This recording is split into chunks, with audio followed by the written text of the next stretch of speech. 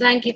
Um, uh, Good evening, everyone. Welcome to another session of TDP GetNet program.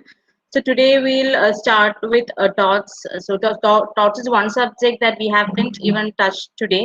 I mean, as of yet in our session. So we'll start with TOTS today. We have none other than Vidyut sir with us. From my personal experience, I know he has taught me TOTS in Government Law College, Kozhikode. So I know how capable he is of handling the subject. So without much ado, I welcome you, sir. Vidyut sir, over to you. Okay. Thank you, Raniel. So I'm also not wasting my time because I have a program at 6:30. So before that, I need to leave. So as usual, all of you are familiar to me, and I should also be familiar to you. So I'll be having an introductory class today. Okay. Though I will be covering certain aspects of the syllabus as well. Um, is my voice clear for you? Yes, sir.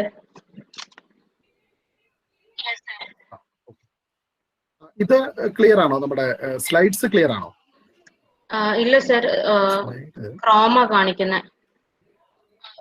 Sir Vidyut sir, നമ്മുടെ ആ present ബട്ടണിനകത്ത് ഈ window select ചെയ്താൽ മതി. Okay, fine fine, അതായാലും മതി.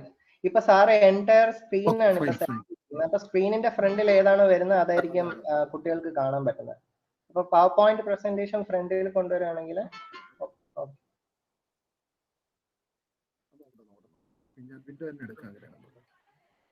പക്ഷെ കഴിഞ്ഞ തവണ നോക്കട്ടെ എന്തായാലും. കഴിഞ്ഞ തവണ സാറ് പ്രസന്റ് വിൻഡോ എന്നാണ് സാറ് സെലക്ട് ചെയ്തത്. കഴിഞ്ഞ തവണ സ്ലൈഡ് ഷോ കൊടുക്കാം, അപ്പൊ നോക്കട്ടെ. Okay, yes yes sir, visible ആണ്.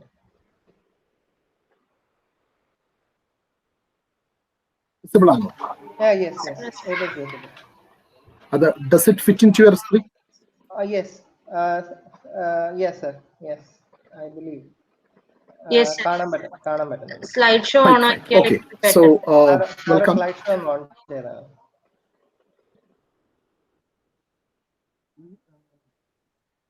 സെപ്പറേറ്റ് സ്ലൈഡ് ഷോ അല്ലേ? അല്ലല്ല sir, present, sorry, from beginning എന്ന് പറയുന്ന ഒരു ബട്ടൺ ഇല്ലേ? From beginning. Yes yes yes. Yes. Okay. Thank you. Okay. So welcome to the Law of Thought.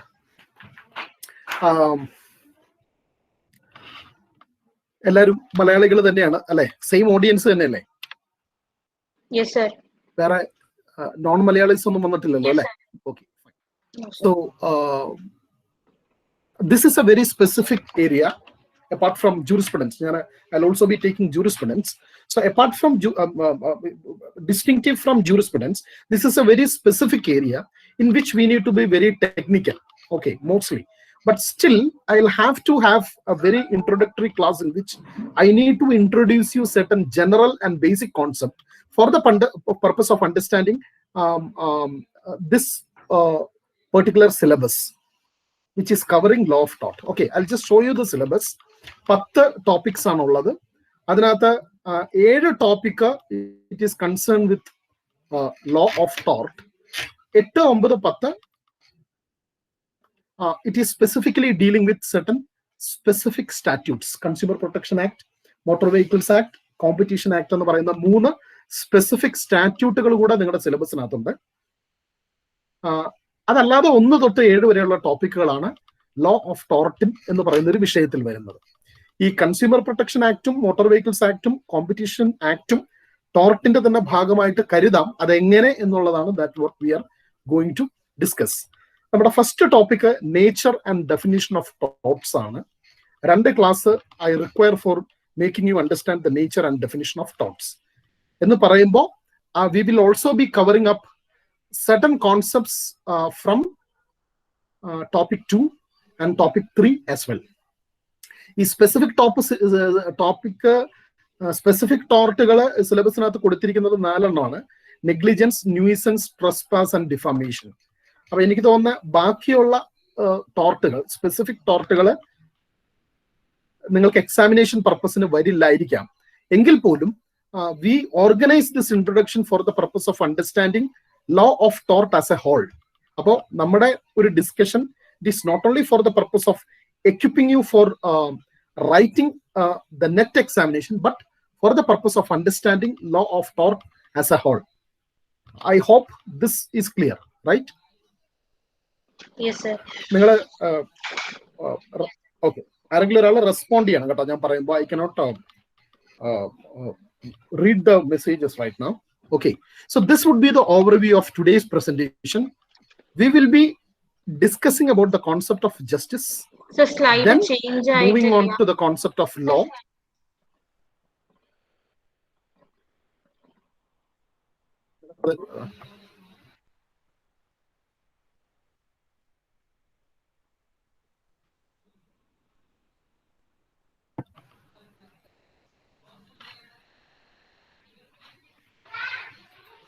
ഇപ്പോഴോ? ഇല്ല sir. ഇല്ല.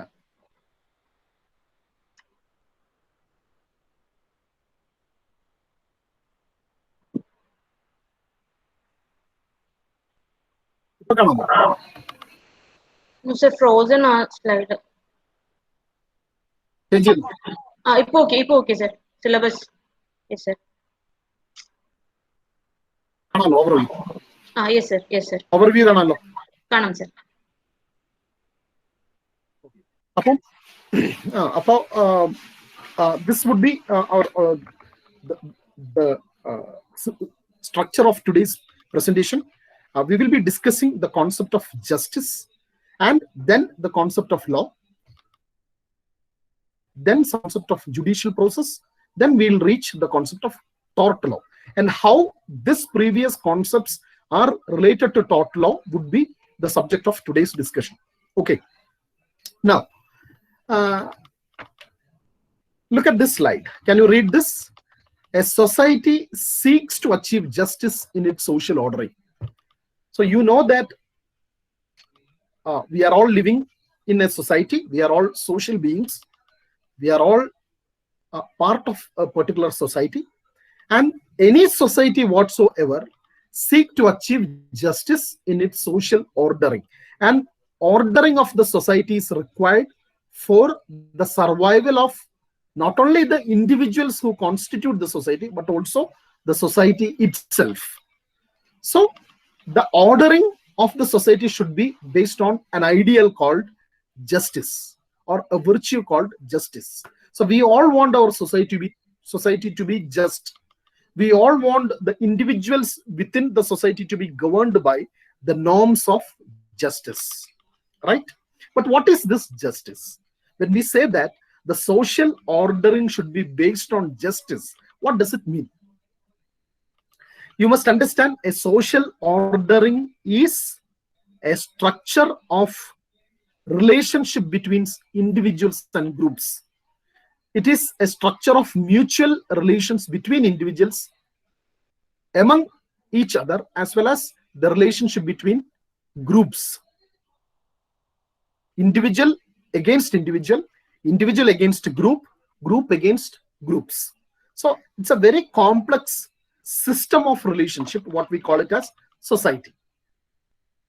So when we say that that particular society, which is a complex web of relationship, human relationship, should be ordered based on the virtue of justice, what does it mean? That is the question. So normally justice is conceived into three categories.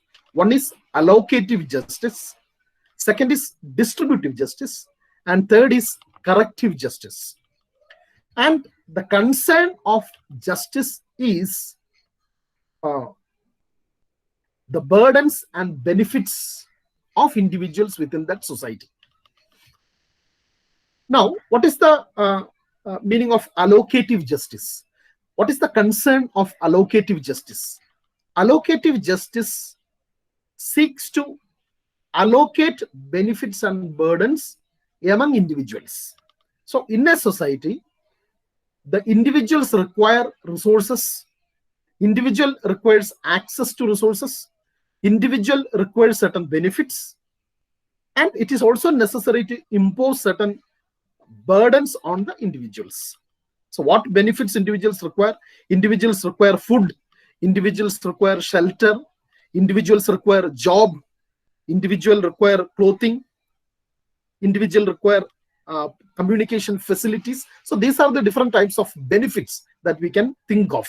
Sometimes the society may want to impose certain burdens like punishments, etc. Right? So this burdens and benefits has to be allocated initially. So to whom these benefits should be given, to whom the burdens would be imposed, based on what criteria has to be determined, and that should be governed by the demands of justice. Then we call that it is the sphere of allocative justice. So what does allocative justice do? Allocative justice allocate the burdens and benefits of the society initially. So we can call it as it is the initial allocation. So when we form a society, that society has to decide and determine what benefits and what burdens to be allocated, and based on what principle or based on what criteria. Is it clear? Now, once these burdens and benefits are allocated, then there is a need for distributing or redistributing these allocations further, because society will survive through generations. One generation will be substituted by other generations, and when new generations comes in, then we also need to redistribute the benefits and burdens first allocated within the society, right? And this is the concern of distributive justice. So initial allocation is the concern of allocative justice, and distributing those initially allocated is the concern of distributive justice. And both allocate and distribute benefits and burdens for the individuals. Now, what is corrective justice? If there is any defect in allocation, if there is any defect in distribution, then we need to correct it. And that is called corrective justice. So the corrective justice demands rectification of the defects in allocation and rectification of the defects in distribution. Is this point clear?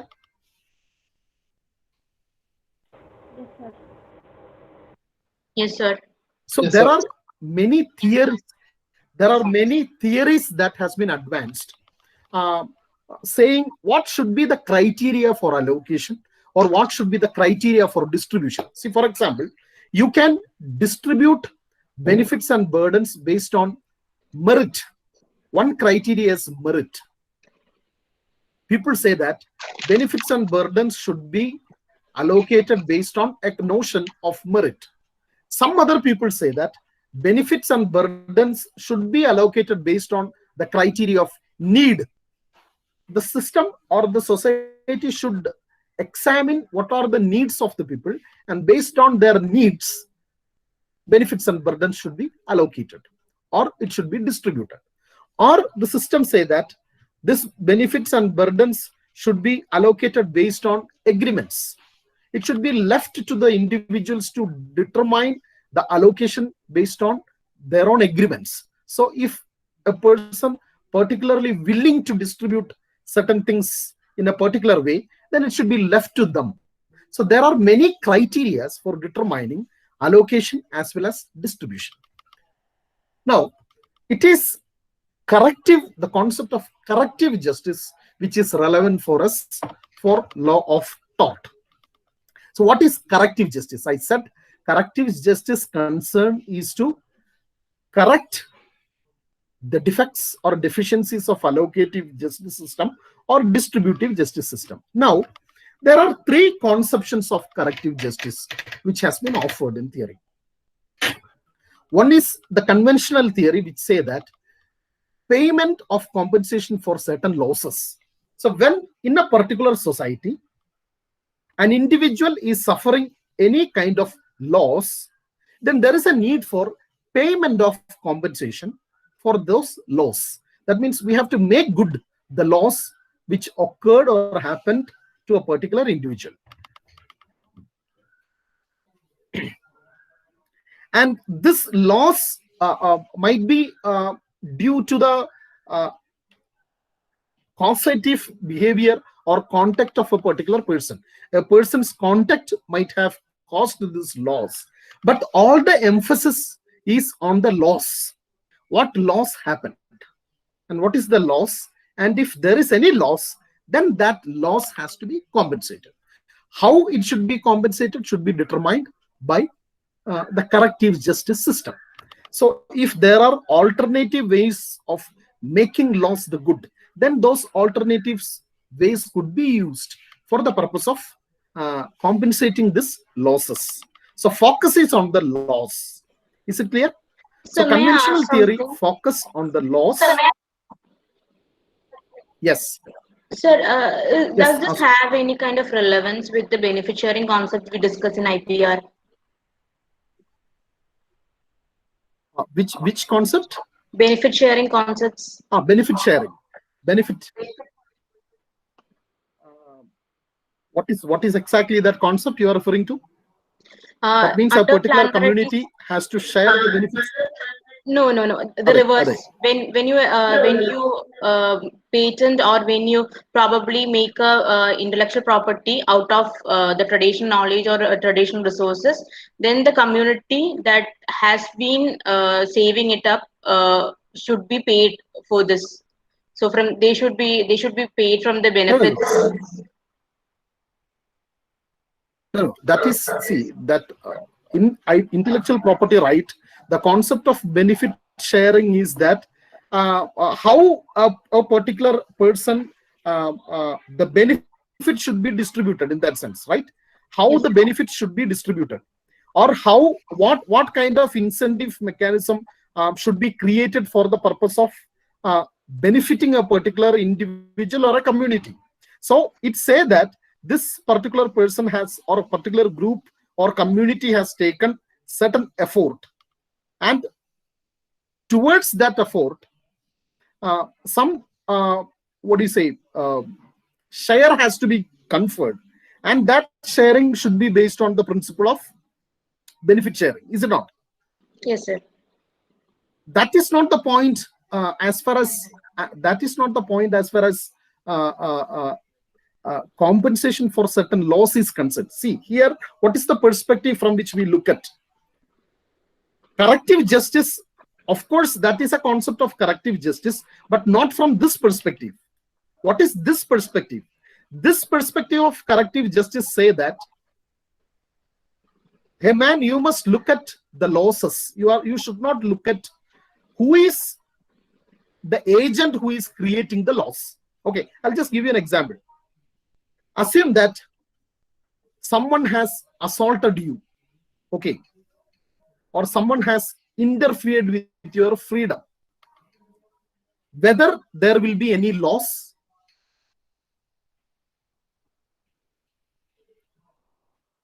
Yeah, someone has. Hello? Whether there will be any loss, okay, we will be discussing the different kinds of laws subsequently in a later slide. My question is that if someone is interfering with your liberty, can you say that there is some loss? For example, I am restraining you when you are trying to move out of your house. Yeah, my Is there any particular loss? right to movement has been curtailed there. No, I have lost my right to Right, so exercise that. Exactly. Your ability to move is lost in that particular situation. Your ability to move is lost. And sometimes, as a matter of consequence, you may also lose so many things. For example, because you couldn't move out from your house at that particular point of time, you couldn't attend an interview, and you couldn't get a job, which was sure for you to get. So there would be a series of losses associated with that particular act. But now, what is the question of corrective justice? Whether this loss should be compensated. So someone has interfered with your freedom and caused a loss. The perspective is not on the wrongdoer. That means the person who has curtailed your freedom, but the emphasis upon the loss. Now the question is how to make good this loss. Do you have any idea how can we make good this kind of loss? If we are not looking into the wrongdoer, and if you are looking into the loss, and we are thinking about correcting, and we are thinking about some scheme for compensation, do you have any idea how to make good the loss? Monetary compensation.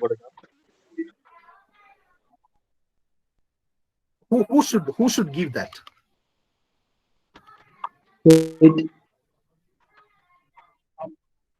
Since it's a duty of the state.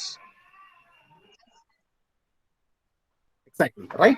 So if you are looking at the loss only, and if you are not looking at the agent who has created that loss or caused that loss, then there will be a liability upon the state to make good the loss.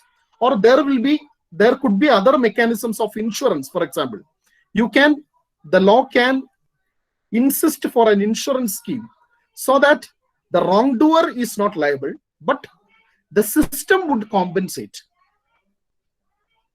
the person who has suffered the loss, or the victim. We can call him as victim, right?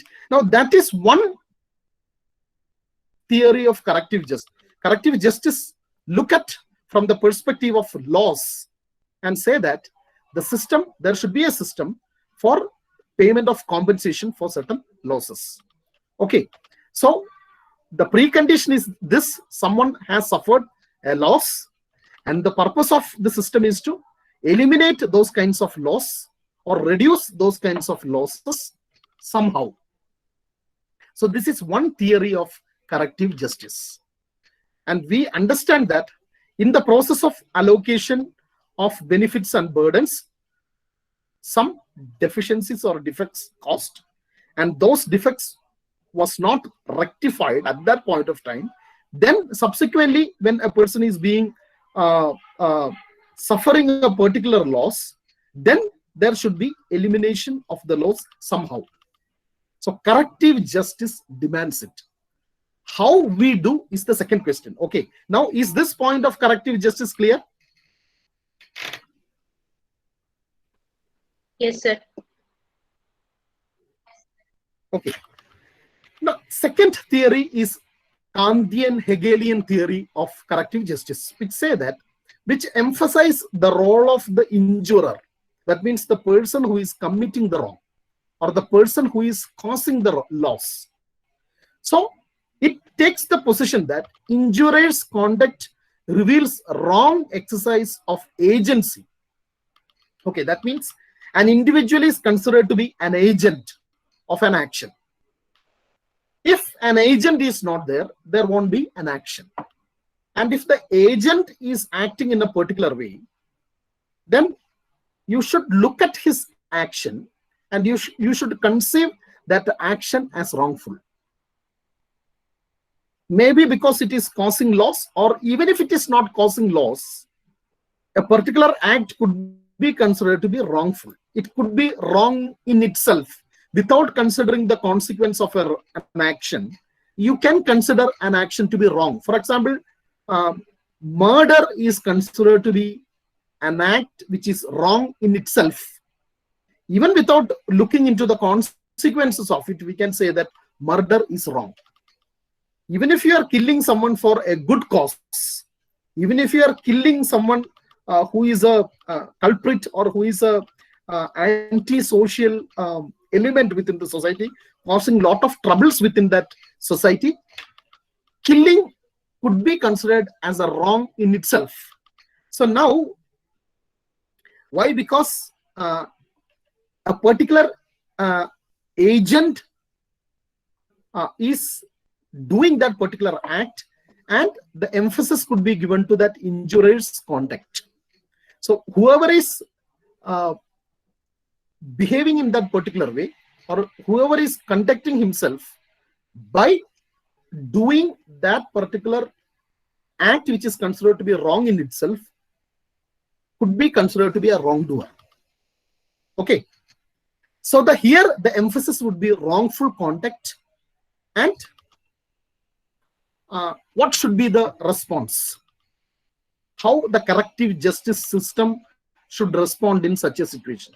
If there is a wrongful conduct by an agent and we attribute the wrongfulness to the agent, an irresponsible act of agent or a wrongful act of agent, and we say that the agent should be responsible for compensation, right? So maybe that particular system would respond by saying that this wrongdoer should be punished. Since we are not looking at from the perspective of loss to the victim, we are looking from the perspective of the wrongdoing by an agent, then the appropriate response would be punishment, offering punishment or imposing punishment to the wrongdoer. Is this two system clear for you? One is looking at the losses, second is looking at the agent. Is this clear? Yes, sir.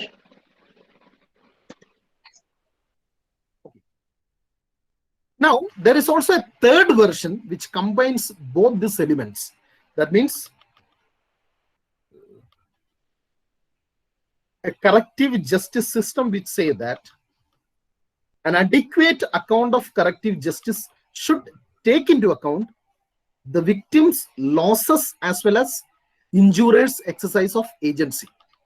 So that system must look into the losses and then offer a system for making good the losses, and also that system should look into injurer's exercise of agency. That means wrongful exercise of agency, and that system should make him liable. So the system should contain aspects of making good the losses, that means imposing responsibility on the state as well as imposing responsibility on the individual. Is it clear? Okay, sir. This is the position. Okay, so corrective justice is a philosophical concept, but corrective justice demands, when we say that the society wants to achieve corrective justice, then the corrective justice concept should have a means for realization of this justice. What are the means for realization of this justice? We can see that law is a means for realization of justice. There are many other means for realization of justice, but law is one of the most predominant or dominant means for realization of justice. So we have seen that in justice, this corrective justice is important, and if corrective justice has to be realized in the society, then law should be there as an instrument of realization of corrective justice. Is it clear? So it is how law comes in.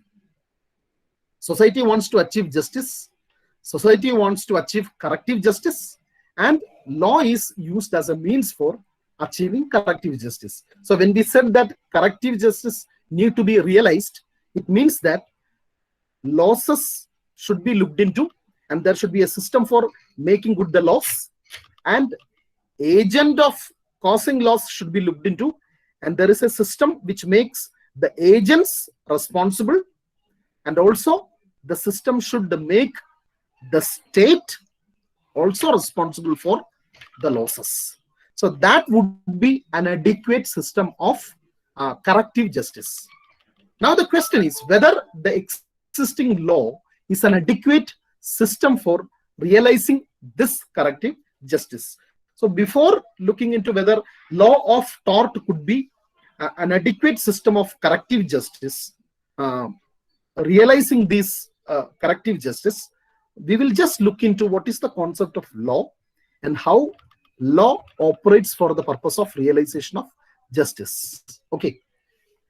What is law? നിങ്ങൾക്ക് എല്ലാവർക്കും അറിയാവുന്നതാണ് law എന്താണെന്ന് നിങ്ങൾക്ക് എല്ലാവർക്കും അറിയാം. നമുക്ക് എന്തായാലും മൂന്ന് കാര്യങ്ങൾ ലോയെ കുറിച്ച് മനസ്സിലാക്കാം. ഒന്ന്, വാട്ട് ഇറ്റ് ഈസ്. രണ്ട്, ലോയുടെ പർപ്പസ് എന്താണ്. മൂന്ന്, ലോയുടെ ഫങ്ഷൻസ് എന്താണ്. as you know, നിങ്ങൾക്ക് എല്ലാവർക്കും അറിയാം, law is considered to be a body of rules, principles, concepts and standards. നിയമം എന്ന് പറയുന്നത് ഒരു റൂളുകളുടെയും ഒരു കൂട്ടം റൂളുകളുടെയും ചില തത്വങ്ങളുടെയും ചില സങ്കല്പങ്ങളുടെയും ചില സ്റ്റാൻഡേർഡ്സിന്റെയും ഒരു ആകത്തുകയാണ്. It is a totality of rules, principles, concepts and standards. Its a body of rules, principles, concepts and standards. അപ്പൊ നിങ്ങൾ ഏറ്റവും പ്രധാനമായിട്ട് മനസ്സിലാക്കേണ്ട ഒന്നാണ്, എന്താണ് റൂള്, എന്താണ് പ്രിൻസിപ്പിൾ, എന്താണ് കോൺസെപ്റ്റ്, എന്താണ് സ്റ്റാൻഡേർഡ്, ഇത് തമ്മിലുള്ള വ്യത്യാസം എന്താണ്. ഏത് ലോ ആണെങ്കിലും, അത് ഇന്റലക്ച്വൽ പ്രോപ്പർട്ടി ലോ ആയിക്കോട്ടെ, എൻവയോൺമെന്റൽ ലോ ആയിക്കോട്ടെ, കോൺസ്റ്റിറ്റ്യൂഷൻ ലോ ആയിക്കോട്ടെ, ടോർട്ട് ലോ ആയിക്കോട്ടെ, ക്രിമിനൽ ലോ ആയിക്കോട്ടെ, ലോ ഓപ്പറേറ്റ് ചെയ്യുന്നത് ഈ rule, principle, concepts and standards വെച്ചിട്ടാണ്. അതായത് we can call it as RPCS. Any branch of law operates by using RPCS. Okay, നമ്മളത് ഡിസ്കസ് ചെയ്യും സബ്സിക്വന്റ്ലി. എന്താണ്, what is the purpose of law? പൊതുവിൽ നമ്മൾ ലോയുടെ പർപ്പസ് നമ്മൾ നേരത്തെ തന്നെ പറഞ്ഞു, റിയലൈസേഷൻ ഓഫ് ജസ്റ്റിസ് ആണ്.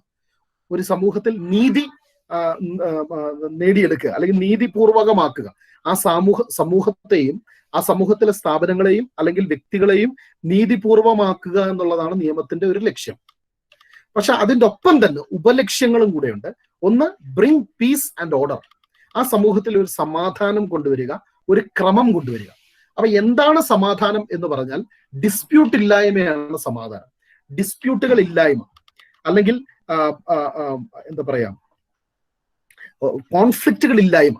It is a lack of conflict or lack of disputes which we can call it as peace. അപ്പൊ എങ്ങനെയാണ് നിയമം ഡിസ്പ്യൂട്ട് ഇല്ലാതാക്കുന്നത്, എങ്ങനെയാണ് നിയമം കോൺഫ്ലിക്റ്റുകൾ ഇല്ലാതാക്കുന്നത്? ഡിസ്പ്യൂട്ട് ചിലപ്പോൾ ഇല്ലാതെ ഇരിക്കാൻ പറ്റില്ല, ചിലപ്പോൾ ഡിസ്പ്യൂട്ടുകൾ ഉണ്ടാവും. പക്ഷെ ഡിസ്പ്യൂട്ട് ഉണ്ടാവുമ്പോൾ അത് സെറ്റിൽ ചെയ്യുക. അപ്പൊ അത്തരത്തിലാണ് ലോ ബ്രിങ്സ് പീസസ്. ആദ്യം law tries its level best not to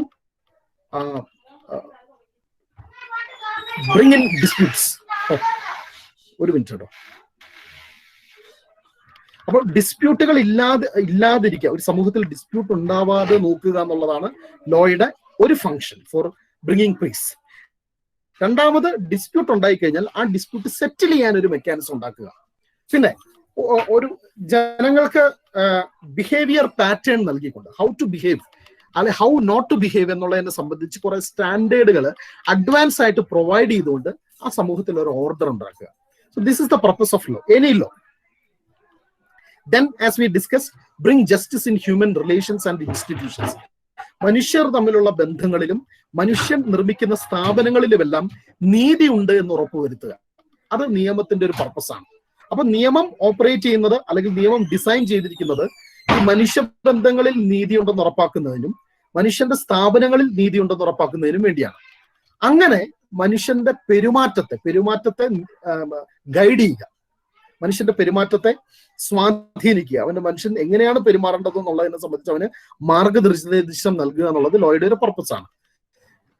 അതിനുവേണ്ടി എന്ത് ചെയ്യേണ്ടി വരും? ചില സമയത്ത് law has to maintain status കോ.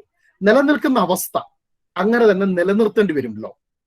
അതായത് law should be changing, it should not stand still, but for some time, for a reasonable period of time, law has to retain its state of affairs.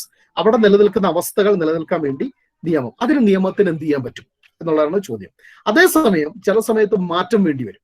അപ്പോൾ ആ സമയത്ത് സമാധാനപൂർവ്വം മാറ്റം വരിക. കാരണം മാറ്റത്തിന് എപ്പോഴും നമ്മൾ മാറുമ്പോൾ എപ്പോഴും ഒരു റെസിസ്റ്റൻസ് ഉണ്ടാവും. There will be A resistance against the change. അത്തരം സിറ്റുവേഷനകത്ത് കോൺഫ്ലിക്റ്റുകൾക്ക് ചാൻസ് കൂടുതലുണ്ട്. അപ്പൊ കോൺഫ്ലിക്റ്റുകളൊന്നും ഇല്ലാതെ പീസ്ഫുൾ ആയിട്ട് സോഷ്യൽ ചേഞ്ച് കൊണ്ടുവരിക എന്നുള്ളതും ലോയുടെ ഒരു പർപ്പസാണ്. ഈ പർപ്പസുകൾക്ക് വേണ്ടി ലോ എങ്ങനെ ഫംഗ്ഷൻ ചെയ്യും, ഈ പർപ്പസ് അച്ചീവ് ചെയ്യുന്നതിന് വേണ്ടിയാണ് ലോ ഓപ്പറേറ്റ് ചെയ്യുന്നത്. അപ്പൊ ലോ ഹാസ് ടു ഫംഗ്ഷൻ. എങ്ങനെയാണ് ലോ ഫംഗ്ഷൻ ചെയ്യുക? Law functions by maintaining public order. അപ്പൊ നേരത്തെ പറഞ്ഞതുപോലെ ഒരു പൊതു ക്രമം മെയിൻറ്റെയിൻ ചെയ്തുകൊണ്ട് ലോ ഫംഗ്ഷൻ ചെയ്യും. എങ്ങനെയാണ് പബ്ലിക് ഓർഡർ മെയിൻറ്റെയിൻ ചെയ്യുക? നമ്മൾ നേരത്തെ പറഞ്ഞ പോലെ what to do, what not to do എന്ന് അഡ്വാൻസ് ആയിട്ട് ജനങ്ങളുടെ അടുത്ത് പറയുക. അതിനുശേഷം ഡീവിയന്റ് ആയിട്ടുള്ള ബിഹേവിയറുകളെ സപ്രസ് ചെയ്യുക. അപ്പൊ what to do, what not to do എന്ന് നിങ്ങൾക്ക് നേരത്തെ അറിയാമെങ്കിൽ then you can have a pattern in your behavior. You can behave accordingly. അതിനകത്ത് നമുക്ക് ഡീവിയേഷൻ കണ്ടുപിടിക്കാൻ എളുപ്പമാണ്. Because already there is a standard of behaviour. നിയമം ഒരു സ്റ്റാൻഡേർഡ് ഓഫ് ബിഹേവിയർ മുന്നോട്ട് വെച്ചിട്ടുണ്ട്. ആ സ്റ്റാൻഡേർഡ് ഓഫ് ബിഹേവിയർ നിയമം മുന്നോട്ട് വെച്ചിരിക്കുന്നത് കൊണ്ട് എങ്ങനെ ബിഹേവ് ചെയ്യണമെന്ന് നിങ്ങൾക്കറിയാം. അപ്പോൾ എങ്ങനെയാണ് ആ സ്റ്റാൻഡേർഡ് വെച്ച് അല്ലാത്ത ബിഹേവിയർ വരുന്നതെന്ന് കണ്ടെത്താൻ എളുപ്പമാണ്. Because already there is a standard. It is possible for us to identify deviant behaviour. Deviant behaviour സംഭവിക്കും എന്ത് ചെയ്യാം? Deviant behaviour could be suppressed either by punishment or by some other methods. ഇനി അതാണ് ഡിക്റ്റർ deviant conduct എന്ന് പറയുന്നത്. മറ്റൊന്ന് എന്താണ്? Law can function by facilitating cooperative action. അപ്പൊ ഒരു സമൂഹത്തിൽ നിരവധി ഇൻഡിവിജ്വൽസ് അല്ലെങ്കിൽ നിരവധി ഡിഫറെന്റ് ഗ്രൂപ്പുകൾ അസോസിയേറ്റ് ചെയ്ത് ലീവ് ചെയ്യുന്ന ഒരു ഇടമാണ് സൊസൈറ്റി. അപ്പൊ അവിടെ കോഓപ്പറേറ്റീവ് ആയിട്ടുള്ള ആക്ഷൻ വേണ്ടതുണ്ട്. പലപ്പോഴും നമ്മൾ ഇൻഡിവിജ്വൽസ് തമ്മിൽ പരസ്പരം സഹകരിക്കേണ്ടതുണ്ട്. ആ സഹകരണത്തിനുള്ള മെക്കാനിസംസ് ലോക്ക് സൃഷ്ടിക്കാൻ കഴിയും. So law has to create an environment which would facilitate cooperative action. അതിനുവേണ്ടി ഒരു സ്പെസിഫിക് ആയിട്ടുള്ള ഇൻസ്റ്റിറ്റ്യൂഷൻസ് നിയമത്തിന് ക്രിയേറ്റ് ചെയ്യാം. അതിനു വേണ്ടിയുള്ള ബിഹേവിയർ പാറ്റേൺ നിയമത്തിന് ക്രിയേറ്റ് ചെയ്യാം.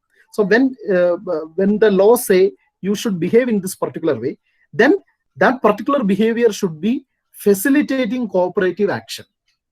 അപ്പൊ സഹകരണത്തിലുള്ള ഒരു പെരുമാറ്റം ഫെസിലിറ്റേറ്റ് ചെയ്യുന്ന ഒരു ബിഹേവിയർ പാറ്റേൺ ആയിരിക്കണം ലോ ഒരു സ്റ്റാൻഡേർഡ് ആയിട്ട് മുന്നോട്ട് വെക്കേണ്ടത്. അത് അങ്ങനെയാണ് ലോ ഫങ്ഷൻ ചെയ്യുന്നത്. Law makes it like that. നാലാമത്തെ എന്താണ്? To regulate exercise of power. മറ്റൊരു ഫംഗ്ഷൻ, ലോയുടെ ഫംഗ്ഷൻ പവറുകളുടെ എക്സസൈസിനെ നിയന്ത്രിക്കുക. കാരണം as you know, power corrupts and absolute power corrupts absolutely. അധികാരങ്ങൾ നൽകേണ്ടി വരും. ഒരു സമൂഹത്തിൽ അധികാര സ്ഥാനങ്ങളും അധികാര സ്ഥാപനങ്ങളും സൃഷ്ടിക്കേണ്ടി വരും. അവർക്ക് അധികാരങ്ങൾ കൊടുക്കേണ്ടി വരും. പക്ഷെ അധികാരങ്ങൾ കൊടുക്കുമ്പോൾ എങ്ങനെയാണ് അധികാരം എക്സസൈസ് ചെയ്യേണ്ടതെന്നും എന്തിനു വേണ്ടിയാണ് അധികാരം എക്സസൈസ് ചെയ്യേണ്ടതെന്നും നിയമം പറയണം. എന്നിട്ട് ആ അധികാരത്തെ നിയന്ത്രിക്കണം. To regulation of exercise of power is also one of the function of law. Communicate, അഞ്ചാമത്തെ ഏറ്റവും അവസാനത്തെ ഒരു ഫംഗ്ഷനാണ്, നിയമത്തിന്റെ ഫംഗ്ഷനാണ് communicate and reinforce social values. നിയമത്തിന്റെ പിന്നിൽ അണ്ടർലൈങ് ആയിട്ട് ചില വാല്യൂസ് ഉണ്ട്. അത് ഏത് നിയമം, ടോർട്ട് നിയമമാണെങ്കിലും കോൺട്രാക്ട് നിയമമൊക്കെ ആണെങ്കിലും ചില വാല്യൂസ്, ഒരു സോഷ്യൽ വാല്യൂസിനെ അപ്ലിഫ്റ്റ് ചെയ്യുന്നതിന് വേണ്ടി, ചില വാല്യൂസിനെ റീഇൻസ്റ്റേറ്റ് ചെയ്യുന്നതിന് വേണ്ടിയും, ചില വാല്യൂസ് ഇൻട്രൊഡ്യൂസ് ചെയ്യുന്നതിന് വേണ്ടിയൊക്കെ ആയിട്ട് നിയമം നമുക്ക് ഉപയോഗിക്കാം. അപ്പോൾ എഡ്യൂക്കേറ്റീവ് പർപ്പസ് ഓഫ് ലോ എന്ന് പറയുന്നത് അതാണ്. നിയമം ചില സമയത്ത് എഡ്യൂക്കേറ്റീവ് പർപ്പസിന് വേണ്ടി ഉപയോഗിക്കും. അപ്പോൾ ഒരു നിലവിലൊരു പ്രാക്ടീസ് ഇല്ലാത്തൊരു സമൂഹത്തിൽ ആ പ്രാക്ടീസ് കൊണ്ടുവരുന്നതിന് വേണ്ടി, ജനങ്ങൾക്ക് ആ പ്രാക്ടീസ് വേണ്ടതാണെന്നുള്ളൊരു ബോധം സൃഷ്ടിക്കുന്നതിന് വേണ്ടി വേണമെങ്കിൽ നിയമം നിർമ്മിക്കാം. എത്രത്തോളം അത് സക്സസ്ഫുൾ ആയിരിക്കും എന്നുള്ളത് that's a different question. But it is possible for the law to function that way. Is it clear? അപ്പൊ നിയമം, നമ്മൾ 3 കാര്യങ്ങളാണ് പറഞ്ഞത്. നിയമം എന്ന് പറഞ്ഞാൽ a body of rules, principles, concepts and standards ആണ്. നിയമത്തിന് ഒരു കൂട്ടം പർപ്പസ് ഉണ്ട്. ആ പർപ്പസിന് ഏറ്റവും പ്രധാനപ്പെട്ട purpose to bring justice in human relations and ഇൻസ്റ്റിറ്റ്യൂഷൻസും to bring peace and order ആണ്. എല്ലാ നിയമങ്ങളും ഈ പർപ്പസിന് വേണ്ടിയിട്ടാണ് ഡിസൈൻ ചെയ്യപ്പെട്ടിട്ടുള്ളത്. പിന്നെ അല്ലെങ്കിൽ ഡിസൈൻ ചെയ്യപ്പെടേണ്ടത്. ഇനി അങ്ങനെ അല്ലാതെ ഡിസൈൻ ചെയ്യുന്ന നിയമങ്ങളും ഉണ്ട് കേട്ടോ. അധികാരികൾ അവരുടെ അധികാരം ദുരുപയോഗം ചെയ്തിട്ട് അവരുടെ താല്പര്യങ്ങൾക്ക് വേണ്ടി മാത്രം നിർമ്മിക്കുന്ന നിയമങ്ങളും ഉണ്ട്. പക്ഷെ purpose of law should be this. നിയമം എങ്ങനെയായാലും ഏത് പർപ്പസ് ആണെങ്കിലും നിയമം ഫങ്ഷൻ ചെയ്യുന്നത് ഇങ്ങനെയാണ്: by maintaining public order, by deterring deviant conduct, by facilitating cooperative action, and by regulating exercise of power, and by communicating reinforcing social values. അപ്പോൾ സമൂഹത്തിൽ ഒരു പാറ്റേൺ, ആ ഒരു ബിഹേവിയർ പാറ്റേൺ ഇതുവഴി സൃഷ്ടിക്കാൻ കഴിയും. The desirable behaviour pattern. Is it clear? Yes, sir. Okay, will move. Okay, അപ്പൊ എന്താണ് ഇതും കൂടെ നമുക്കൊന്ന് മനസ്സിലാക്കാം. അപ്പൊ നമ്മൾ ലോ ഓഫ് ടോർട്ടിനകത്ത് നമ്മൾ പഠിക്കാൻ പോകുന്നത് ഈ പറഞ്ഞ 4 ഏരിയ, എന്തായാലും വളരെ സ്പെസിഫിക് ആയിട്ടുള്ള ഏരിയ ആണ്. ഈ 4 ഏരിയയിൽ നിലനിൽക്കുന്ന റൂളുകൾ, പ്രിൻസിപ്പിൾസ്, സ്റ്റാൻഡേർഡ്സ് ആൻഡ് കോൺസെപ്റ്റ്സ്. അപ്പൊ ഇതറിയണമെങ്കിൽ first you need to understand distinctively എന്താണ് ഒരു റൂള്, എന്താണ് ഒരു പ്രിൻസിപ്പിൾ, അല്ലെങ്കിൽ what is a rule of law, what is a principle of law, what is a standard of law, and what is a concept of law എന്ന് മനസ്സിലാക്കണം. ഒരു rule എന്ന് പറഞ്ഞാൽ വളരെ സ്പെസിഫിക് ആയിട്ടുള്ള സ്റ്റേറ്റ്മെന്റ് അല്ലെങ്കിൽ ഒരു precept attaching a detailed consequence to a definite detailed state of facts. വളരെ ഡെഫിനിറ്റ് ആയിട്ടുള്ള ഡീറ്റെയിൽഡ് ആയിട്ടുള്ള ഒരു സ്റ്റേറ്റ് ഓഫ് ഫാക്ട്സിൻ്റെയോട് കൂടെ വളരെ ഡെഫിനിറ്റ് ആയിട്ടുള്ള ഡീറ്റെയിൽഡ് ആയിട്ടുള്ള കോൺസിക്വൻസ് അറ്റാച്ച് ചെയ്യുന്ന ഒരു സ്റ്റേറ്റ്മെന്റിനെയാണ് നമുക്ക് റൂൾ എന്ന് വിളിക്കാവുന്നത്. For example, no person shall enter the land of another without his permission എന്ന് പറയുന്ന ഒരു സ്റ്റേറ്റ്മെന്റ് ഒരു റൂളാണ്. കാരണം ഒരു പേഴ്സൺ മറ്റൊരു പേഴ്സന്റെ ലാൻഡ് എന്ന് പറയുന്ന ഒരു സ്ഥലത്ത് അയാളുടെ പെർമിഷൻ കൂടാതെ എൻ്റർ ചെയ്യാൻ പാടില്ല എന്ന് പറയുകയും if he enters then he will be liable four compensation എന്ന് പറയുന്നത് ഒരു റൂളാണ്. കാരണം എന്താണെന്ന് വെച്ചാൽ അതിനകത്ത് ഒരു ഡീറ്റെയിൽഡ് സെറ്റ് ഓഫ് ഫാക്ട്സ് പറയുന്നുണ്ട്. എന്തൊക്കെയാണ് ഡീറ്റെയിൽഡ് സെറ്റ് ഓഫ് ഫാക്ട്സ്? ഒരു പേഴ്സൺ മറ്റൊരു പേഴ്സൺ ഒരു ലാൻഡില് വിതൗട്ട് പെർമിഷൻ എൻ്റർ ചെയ്യരുത് എന്ന ഒരു സെറ്റ് ഓഫ് ഫാക്ട്സ് പറയുകയും അതിനോട് കൂടെ ഒരു സെറ്റ് ഓഫ് കോൺസിക്വൻസ് അറ്റാച്ച് ചെയ്യുകയും ചെയ്യുന്നു. എന്താണ്? അങ്ങനെ എൻ്റർ ചെയ്തു കഴിഞ്ഞാൽ he will be force to compensate. മറ്റേയാൾക്കുണ്ടാകുന്ന നഷ്ടം നികത്താൻ അയാൾക്ക് ലയബിലിറ്റി ഉണ്ട് എന്ന് പറയുന്നതിന് ഒരു റൂൾ എന്ന് വിളിക്കാം. അപ്പൊ ഏതൊരു റൂളും വളരെ സ്പെസിഫിക് ആയിരിക്കും. ഏതൊരു റൂളും ഒരു സെറ്റ് ഓഫ് ഫാക്ട്സും ഒരു സെറ്റ് ഓഫ് കോൺസിക്വൻസും പറയും. Is this clear? ഞാനിത് കുറച്ചും കൂടെ എക്സാമ്പിൾസ് വെച്ചുകൊണ്ട് ക്ലിയർ ചെയ്യുക അടുത്ത ക്ലാസ്സിൽ.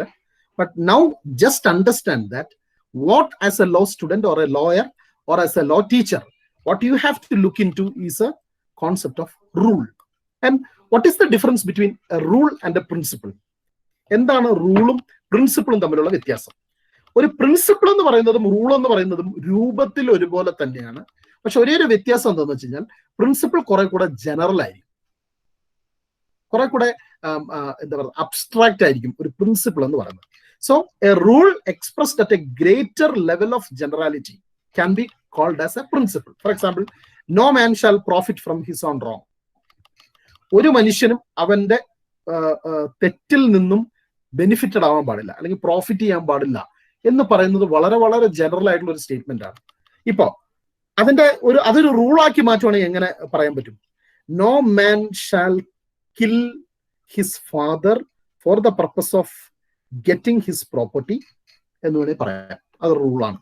If he kills his father then he will be punished for 10 years of imprisonment എന്ന് പറയുന്നത് ഒരു റൂളാണ്. And that rule is very specific and that rule is reflecting this principle. No man shall profit from his own wrong. അപ്പം rule പ്രകാരം ഒരു വ്യക്തിയെ ജയിലിൽ അടയ്ക്കുന്നത് എന്തുകൊണ്ടാണെന്ന് വെച്ച് കഴിഞ്ഞാൽ ആ റൂള് ഈ പ്രിൻസിപ്പിളിനെ സപ്പോർട്ട് ചെയ്തുകൊണ്ടുള്ള റൂളാണ്. ഒരു വ്യക്തിയും അവന്റെ തെറ്റിൽ നിന്നും ബെനിഫിറ്റ് ചെയ്യാൻ പാടില്ല. ആ ബെനിഫിറ്റ് എന്തായാലും, ആ തെറ്റ് എന്തായാലും, അത് എന്ത് തെറ്റാണെന്നും എന്ത് ബെനിഫിറ്റ് ആണ് അവന് ഉണ്ടാകാൻ പാടില്ല എന്നുള്ളത് സ്പെസിഫിക് ആയിട്ട് പറഞ്ഞു കഴിഞ്ഞാൽ that would be a rule, അല്ലെങ്കിൽ that would be a principle. ഇതെല്ലാം വളരെ റിലേറ്റീവ് ആണ് കേട്ടോ. ചില സമയത്ത് നമ്മൾ റൂള് എന്ന് പറയുന്നത് അതിനേക്കാൾ സ്പെസിഫിക് ആയിട്ടുള്ള ഒരു റൂളിന്റെ ഇൻ റിലേഷൻ നമുക്ക് വേണമെങ്കിൽ പ്രിൻസിപ്പിൾ എന്ന് പറയാൻ പറ്റും. Okay, so all these are relative, but try to understand a rule will be more specific statement of action and a principle would be a more general statement of action or a general standard, and rule would be very specific standard. ഇനി എന്താണ് standard എന്ന് പറഞ്ഞാൽ? A standard is a measure of conduct prescribed by law. അതായത് ഒരു പെരുമാറ്റത്തിന്റെ ഒരു അളവ്. നമ്മൾ സാധാരണ we have to measure, അല്ലെ? നമ്മൾ പല കാര്യങ്ങളും നമ്മൾ അളക്കണം. If you want to assess and if you want to evaluate something then we need to measure. പലപ്പോഴും ഹ്യൂമൻ ബിഹേവിയർ നമുക്ക് മെഷർ ചെയ്യേണ്ടി വരും to consider whether it is right or wrong, or to consider whether it is lawful or unlawful, to consider whether it is legal or illegal. അപ്പൊ അത്തരം മെഷറുകൾ ചിലപ്പോൾ law construct ചെയ്യും. ചില സമയത്ത് വളരെ വേഗമായിട്ട് കൺസ്ട്രക്ട് ചെയ്യും, ചില സമയത്ത് വളരെ സ്പെസിഫിക് ആയിട്ട് കൺസ്ട്രക്ട് ചെയ്യും. എന്തായാലും ഒരു സ്റ്റാൻഡേർഡ് നിയമം ഇവാലുവേഷൻ പർപ്പസിന് വേണ്ടി കൺസ്ട്രക്ട് ചെയ്യേണ്ടി വരും. നിങ്ങൾക്കൊരു ഹ്യൂമൻ ബീയിങ്ങിനെ ഇവാലുവേറ്റ് ചെയ്യണമെങ്കിൽ, ഒരു ഹ്യൂമൻ ബീയിങ്ങിന്റെ ആക്ഷനെ ഇവാലുവേറ്റ് ചെയ്യണമെങ്കിൽ, ഒരു ഹ്യൂമൻ ബീയിങ്ങിന്റെ കോണ്ടക്റ്റിനെ ഇവാലുവേറ്റ് ചെയ്യണമെങ്കിൽ then you should require a standard.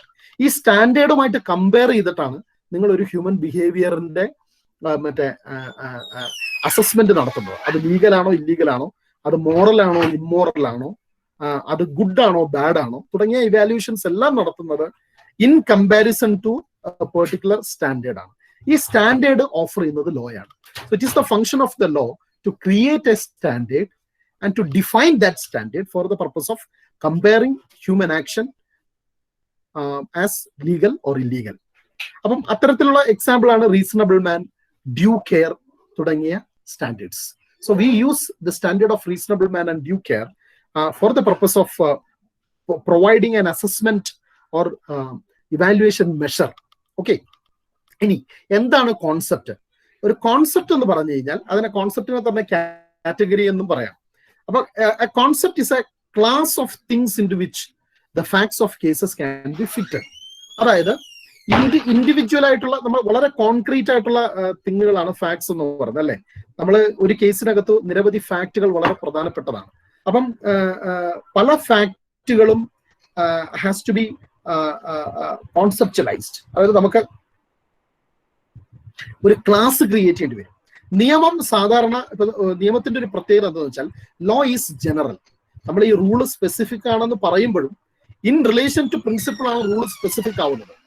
പക്ഷെ ഏതൊരു റൂളും റൂൾ ഓഫ് ലോ എന്ന് പറയുന്നത് ജനറൽ കോൺസെപ്റ്റുകൾ അല്ലെങ്കിൽ ജനറൽ ആയിട്ടാണ് അത് ഫോർമുലേറ്റ് ചെയ്യപ്പെടുന്നത്. ഫോർ എക്സാമ്പിൾ, വിദ്യുത് കേസ് എന്ന് പറഞ്ഞ ഒരു പെർട്ടിക്കുലർ ഇൻഡിവിജ്വലിനെ ഗവേൺ ചെയ്യുന്ന ലോ ഉണ്ടാവില്ല. മറിച്ച് ഒരു സ്റ്റുഡന്റ് എന്ന് പറയുന്ന ഒരു ക്ലാസ് നിയമം കോൺസ്റ്റിറ്റ്യൂട്ട് ചെയ്യും. സിറ്റിസൺ എന്ന് പറയുന്ന ഒരു ക്ലാസ് നിയമം കോൺസ്റ്റിറ്റ്യൂട്ട് ചെയ്യും. പേഴ്സൺ എന്ന് പറയുന്ന ഒരു ക്ലാസ് നിയമം കോൺസ്റ്റിറ്റ്യൂട്ട് ചെയ്യും. ടീച്ചർ എന്ന് പറയുന്ന ഒരു ക്ലാസ്. അപ്പൊ ഇതെല്ലാം ക്ലാസ് ആണ്. എന്തുകൊണ്ടാന്ന് വെച്ച് കഴിഞ്ഞാൽ ആ ക്ലാസ്സിനകത്ത് ഒന്നിൽ കൂടുതൽ ഇൻഡിവിജ്വൽസ് ഉണ്ടാവും. ഒന്നിൽ കൂടുതൽ ഇൻഡിവിജ്വൽസിന്റെ കോമൺ ക്യാരക്ടറിസ്റ്റിക്സിന്റെ അടിസ്ഥാനത്തിലുള്ള ഒരു അബ്സ്ട്രാക്ഷനെയാണ് അല്ലെങ്കിൽ ഒരു ജനറാലിറ്റിയാണ് നമ്മൾ ക്ലാസ് എന്ന് വിളിക്കുന്നത്. എന്തിനേയും നമുക്ക് ക്ലാസിഫൈ ചെയ്യാം, എന്തിന്റെയും ഒരു ക്ലാസ് നമുക്ക് ക്രിയേറ്റ് ചെയ്യാം. അപ്പൊ ഇൻഡിവിജ്വൽസിന്റെ ക്ലാസ് ക്രിയേറ്റ് ചെയ്യാം, ആക്ഷൻസിന്റെ ക്ലാസ് ക്രിയേറ്റ് ചെയ്യാം, പിന്നെ നോൺ ആക്ഷൻസിന്റെ ക്ലാസ് ക്രിയേറ്റ് ചെയ്യാം, കോൺസിക്വൻസസിന്റെ ക്ലാസ് ക്രിയേറ്റ് ചെയ്യാം. ഇങ്ങനെ നിരവധി ക്ലാസുകൾ അല്ലെങ്കിൽ കാറ്റഗറീസ് അല്ലെങ്കിൽ കോൺസെപ്റ്റ്സ് ലോ ക്രിയേറ്റ് ചെയ്യും. അതിനകത്ത് എന്താ പറയുന്നത് ഒരു കോൺസെപ്റ്റ് തന്നെയാണ് ഈ റീസണബിൾ മാൻ എന്ന് പറയുന്നത്. ഒരു കോൺസെപ്റ്റ് ആണ്, though it is a standard, because that concept is use to measure conduct. അതുപോലെ തന്നെ പേഴ്സൺ എന്ന് പറയുന്നത് ഒരു കോൺസെപ്റ്റ് ആണ്. പിന്നെ ട്രസ്പാസ് എന്ന് പറയുന്നത് ഒരു കോൺസെപ്റ്റ് ആണ്. അസോൾട്ട് എന്ന് പറയുന്നത് ഒരു കോൺസെപ്റ്റ് ആണ്. മർഡർ എന്ന് പറയുന്നത് ഒരു കോൺസെപ്റ്റ് ആണ്. ഇതെല്ലാം കോൺസെപ്റ്റുകളാണ്. അപ്പൊ മനസ്സിലാക്കേണ്ട ഒരു കാര്യം ഇതാണ്, ഏതൊരു നിയമവും, അത് ടോർട്ട് നിയമമായിക്കോട്ടെ, ഇന്റലക്ച്വൽ പ്രോപ്പർട്ടി നിയമമായിക്കോട്ടെ, കോൺട്രാക്ട് നിയമമായിക്കോട്ടെ, ഈ നിയമങ്ങളെല്ലാം ഓപ്പറേറ്റ് ചെയ്യുന്നത് ഈ 4 സാധനങ്ങൾ ഉപയോഗിച്ചുകൊണ്ടാണ്. Rules, principles, standards, concepts. Is it clear? Yes, sir. അപ്പൊ നിരവധി സ്പെസിഫിക് ആയിട്ടുള്ള റൂളുകളും നിരവധി ജനറൽ ആയിട്ടുള്ള പ്രിൻസിപ്പിൾസും. മറ്റൊരു കാര്യം കൂടെ പറയാം, ഈ റൂളുകളും പ്രിൻസിപ്പിൾസും നിർമ്മിക്കുന്നത്, അത് കോൺസ്റ്റിറ്റ്യൂട്ട് ചെയ്തിരിക്കുന്നത് കോൺസെപ്റ്റുകൾ വെച്ചിട്ടാണ്. അപ്പം ഒന്നിൽ കൂടുതൽ കോൺസെപ്റ്റുകളുടെ ഒരു റിലേഷൻഷിപ്പ് ആയിരിക്കും ഏതൊരു റൂളും അല്ലെങ്കിൽ ഏതൊരു പ്രിൻസിപ്പിളും. ഏതൊരു റൂളിലും നിങ്ങൾ നോക്കേണ്ടത് കോൺസെപ്റ്റുകളാണ്, ഏതൊരു പ്രിൻസിപ്പിളും നിങ്ങളിൽ നോക്കേണ്ടത് കോൺസെപ്റ്റുകളാണ്. കാരണം ഒരു കോൺസെപ്റ്റ് മറ്റൊരു കോൺസെപ്റ്റും തമ്മിലുള്ള ബന്ധം എന്ത്, അല്ലെങ്കിൽ ഒരു കോൺസെപ്റ്റ് മറ്റൊരു കോൺസെപ്റ്റും അല്ലെങ്കിൽ മറ്റധികം കോൺസെപ്റ്റുകൾ എങ്ങനെ പരസ്പരം ബന്ധപ്പെട്ടിരിക്കുന്നു എന്നുള്ളൊരു സ്പെസിഫിക് സ്റ്റേറ്റ്മെന്റ് ആണ് റൂൾ എന്ന് പറയുന്നതും പ്രിൻസിപ്പിൾ എന്ന് പറയുന്നത്. അപ്പം റൂളിൽ നിന്നും പ്രിൻസിപ്പിൾസിൽ നിന്നും നിങ്ങൾ കണ്ടെത്താൻ ശ്രമിക്കേണ്ടത് ഈ കോൺസെപ്റ്റുകളാണ് അല്ലെങ്കിൽ categories. Okay, that we will explain. അപ്പോ ഇതാണ് ലോയുടെ കണ്ടന്റ്. അപ്പൊ നിയമത്തിന്റെ കണ്ടന്റ് എപ്പോഴും റൂളുകളും പ്രിൻസിപ്പിൾസും സ്റ്റാൻഡേർഡ്സും കോൺസെപ്റ്റ്സും ആയിരിക്കും. ഇത് വെച്ചിട്ടാണ് ഇതിനകത്ത് ഈ നിയമം സാധാരണ കോമൺ ആയിട്ട് ഉപയോഗിക്കുന്ന ചില കോൺസെപ്റ്റുകളുണ്ട്. അതും കൂടെ നിങ്ങൾ മനസ്സിലാക്കണം. അത് നിങ്ങൾക്ക് അറിയാവുന്നതാണ്, എങ്കിലും ഐ ജസ്റ്റ് സേ. ഒന്ന്, ഒരു പേഴ്സൺ എന്ന് പറയുന്ന ഒരു കോൺസെപ്റ്റ് എല്ലാ നിയമവും ഉപയോഗിക്കും. കാരണം അതുപോലെ തന്നെ പ്രധാനപ്പെട്ട കുറെ കോൺസെപ്റ്റുകളുണ്ട്. അപ്പൊ ഞാൻ ജൂറിസ്പ്രുഡൻസിൽ അത് പറഞ്ഞിരുന്നു. നമ്മൾ ഹോഫെൽഡിന്റെ scheme, again I'm telling, ഈ ഹോഫെൽഡിയൻ സ്കീം ഒരു ജനറൽ അണ്ടർസ്റ്റാൻഡിങ്ങിന് വളരെ നല്ലതാണ്, ബേസിക് ആയിട്ടുള്ള അണ്ടർസ്റ്റാൻഡിങ്ങിന് വളരെ നല്ലതാണ്. അപ്പൊ സാധാരണ നിയമം ഓപ്പറേറ്റ് ചെയ്യുന്നത് ഈ റൂളുകളിലൂടെയും പ്രിൻസിപ്പിൾസിലൂടെയും ഈ കോൺസെപ്റ്റുകൾ ഉപയോഗിച്ചുകൊണ്ടാണ്. പക്ഷെ ഈ റൂളുകളും പ്രിൻസിപ്പിൾസും ഒക്കെ എന്തിനാണ് നിയമം ഉപയോഗിക്കുന്നത് എന്ന് ചോദിച്ചു കഴിഞ്ഞാൽ it is four the purpose. നമ്മൾ നേരത്തെ ഡിസ്ട്രിബ്യൂട്ടീവ് ജസ്റ്റിസിൽ പറഞ്ഞല്ലോ, എന്താണ് ഡിസ്ട്രിബ്യൂട്ടീവ് ജസ്റ്റിസ് അല്ല അലോക്കേറ്റീവ് ജസ്റ്റിസിന്റെ പർപ്പസ് എന്താണ്? ഡിസ്ട്രിബ്യൂട്ടിംഗ് ബെനിഫിറ്റ്സ് ആൻഡ് ബർഡൻസ് എന്ന് പറഞ്ഞില്ലേ? അപ്പൊ നിയമവും ചില നിയമ ബെനിഫിറ്റുകളും നിയമ ബർഡനുകളും ഡിസ്ട്രിബ്യൂട്ട് ചെയ്യുന്നുണ്ട്. എല്ലാ നിയമങ്ങളും ലീഗൽ ബെനിഫിറ്റ്സും ലീഗൽ ബർഡൻസും ഡിസ്ട്രിബ്യൂട്ട് ചെയ്തുകൊണ്ടാണ് ഓപ്പറേറ്റ് ചെയ്യുന്നത്. അത് as we have discussed in jurisprudence, ഈ ബെനിഫിറ്റുകളെയാണ് നമ്മൾ റൈറ്റ്സ് അല്ലെങ്കിൽ ക്ലെയിംസ്, ലിബർട്ടീസ് അല്ലെങ്കിൽ ഫ്രീഡം, പവർ ആൻഡ് ഇമ്മ്യൂണിറ്റി എന്ന് പറയുന്നത്. അപ്പൊ ലീഗൽ ബെനിഫിറ്റുകളാണ് right, liberty, power and immunity എന്ന് പറയുന്നത്. ഇത് 4 ലീഗൽ ബെനിഫിറ്റുകളാണ്. 4 അതുപോലെ തന്നെ ലീഗൽ ബർഡനുകളുണ്ട്. Duty, no right, liability and disability. ഇത് 4 ലീഗൽ ബർഡനുകളാണ്. അപ്പൊ ഏതൊരു നിയമവും ഒന്നുകിൽ ഇതിൽ ഏതെങ്കിലും ലീഗൽ ബെനിഫിറ്റ് ക്രിയേറ്റ് ചെയ്യും, അല്ലെങ്കിൽ ഏതെങ്കിലും ലീഗൽ ബർഡൻ ക്രിയേറ്റ് ചെയ്യും. ഈ ബെനിഫിറ്റുകളും ബർഡനും പരസ്പരം റിലേറ്റഡ് ആണ്. അത് that we will discuss in jurisprudence. Okay, മനസ്സിലാക്കേണ്ട ഒരു കാര്യം ഇതാണ്. അപ്പോൾ നിയമത്തെ സംബന്ധിച്ച് പ്രധാനപ്പെട്ട ഫണ്ടമെന്റൽ ആയിട്ടുള്ള കോൺസെപ്റ്റ് ആണ് ഈ റൈറ്റ് എന്ന് പറയുന്നതും ലിബർട്ടി എന്ന് പറയുന്നതും ഈ ഇമ്മ്യൂണിറ്റി എന്ന് പറയുന്നതും ഈ പവർ എന്നൊക്കെ പറയുന്നത് വളരെ പ്രധാനപ്പെട്ട കോൺസെപ്റ്റുകളാണ്. ഈ കോൺസെപ്റ്റുകൾ ലോ ഡിസ്ട്രിബ്യൂട്ട് ചെയ്യും. ആർക്ക് ഡിസ്ട്രിബ്യൂട്ട് ചെയ്യും? ആർക്കാണ് നിയമം ഈ റൈറ്റ് ഡ്യൂട്ടി ഒക്കെ നൽകുന്നത്?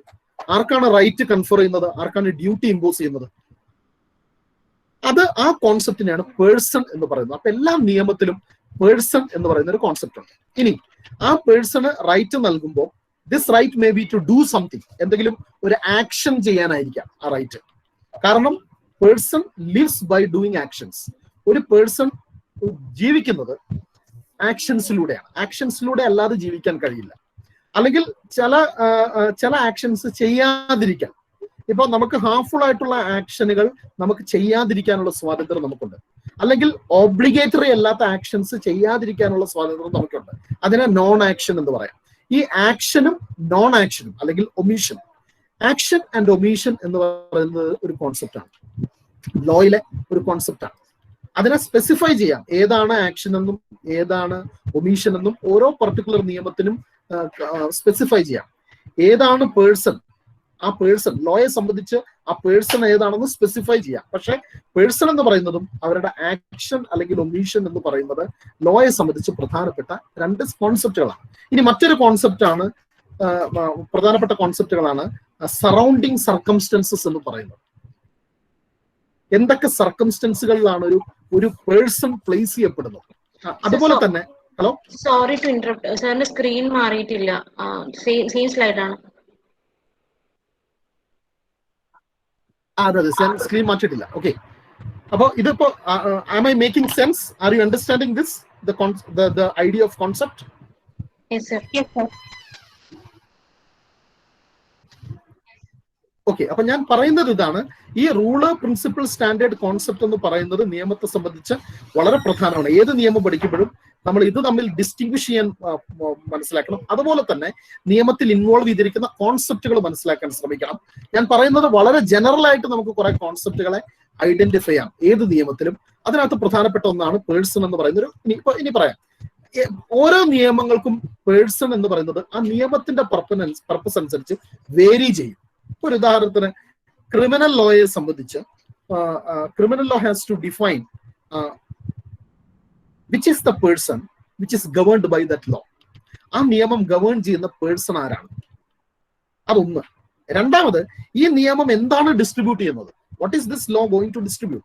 Whether this law is creating a right and giving that right to someone, or whether this law is creating a duty and imposing that duty to someone. ആർക്കായിരിക്കും law create ചെയ്ത് law കൊടുക്കുന്നത്? ഒരു person ആയിരിക്കും. ആർക്കായിരിക്കും law duty create ചെയ്ത് confer ചെയ്യുന്നത്, impose ചെയ്യുന്നത്? അതും ഒരു പേഴ്സൺ ആയിരിക്കും. അത് ഏത് പേഴ്സൺ ആണ് എന്ന് ആ ലോ ഡിഫൈൻ ചെയ്യണം, അല്ലെങ്കിൽ ആ ലോ സ്പെസിഫൈ ചെയ്യണം. എന്ത് ആക്ഷൻ ആണ് അയാളുടെ ഗവേൺ ചെയ്യുന്നത് എന്ന്, അല്ലെങ്കിൽ എന്ത് ആക്ഷൻ ആണ് പെർമിറ്റഡ് അല്ലെങ്കിൽ പ്രൊഹിബിറ്റഡ് അല്ലെങ്കിൽ പ്രിസ്ക്രൈബ്ഡ് എന്ന് ലോ പറയണം. So some action would be permitted, some action would be prohibited, some action would be required.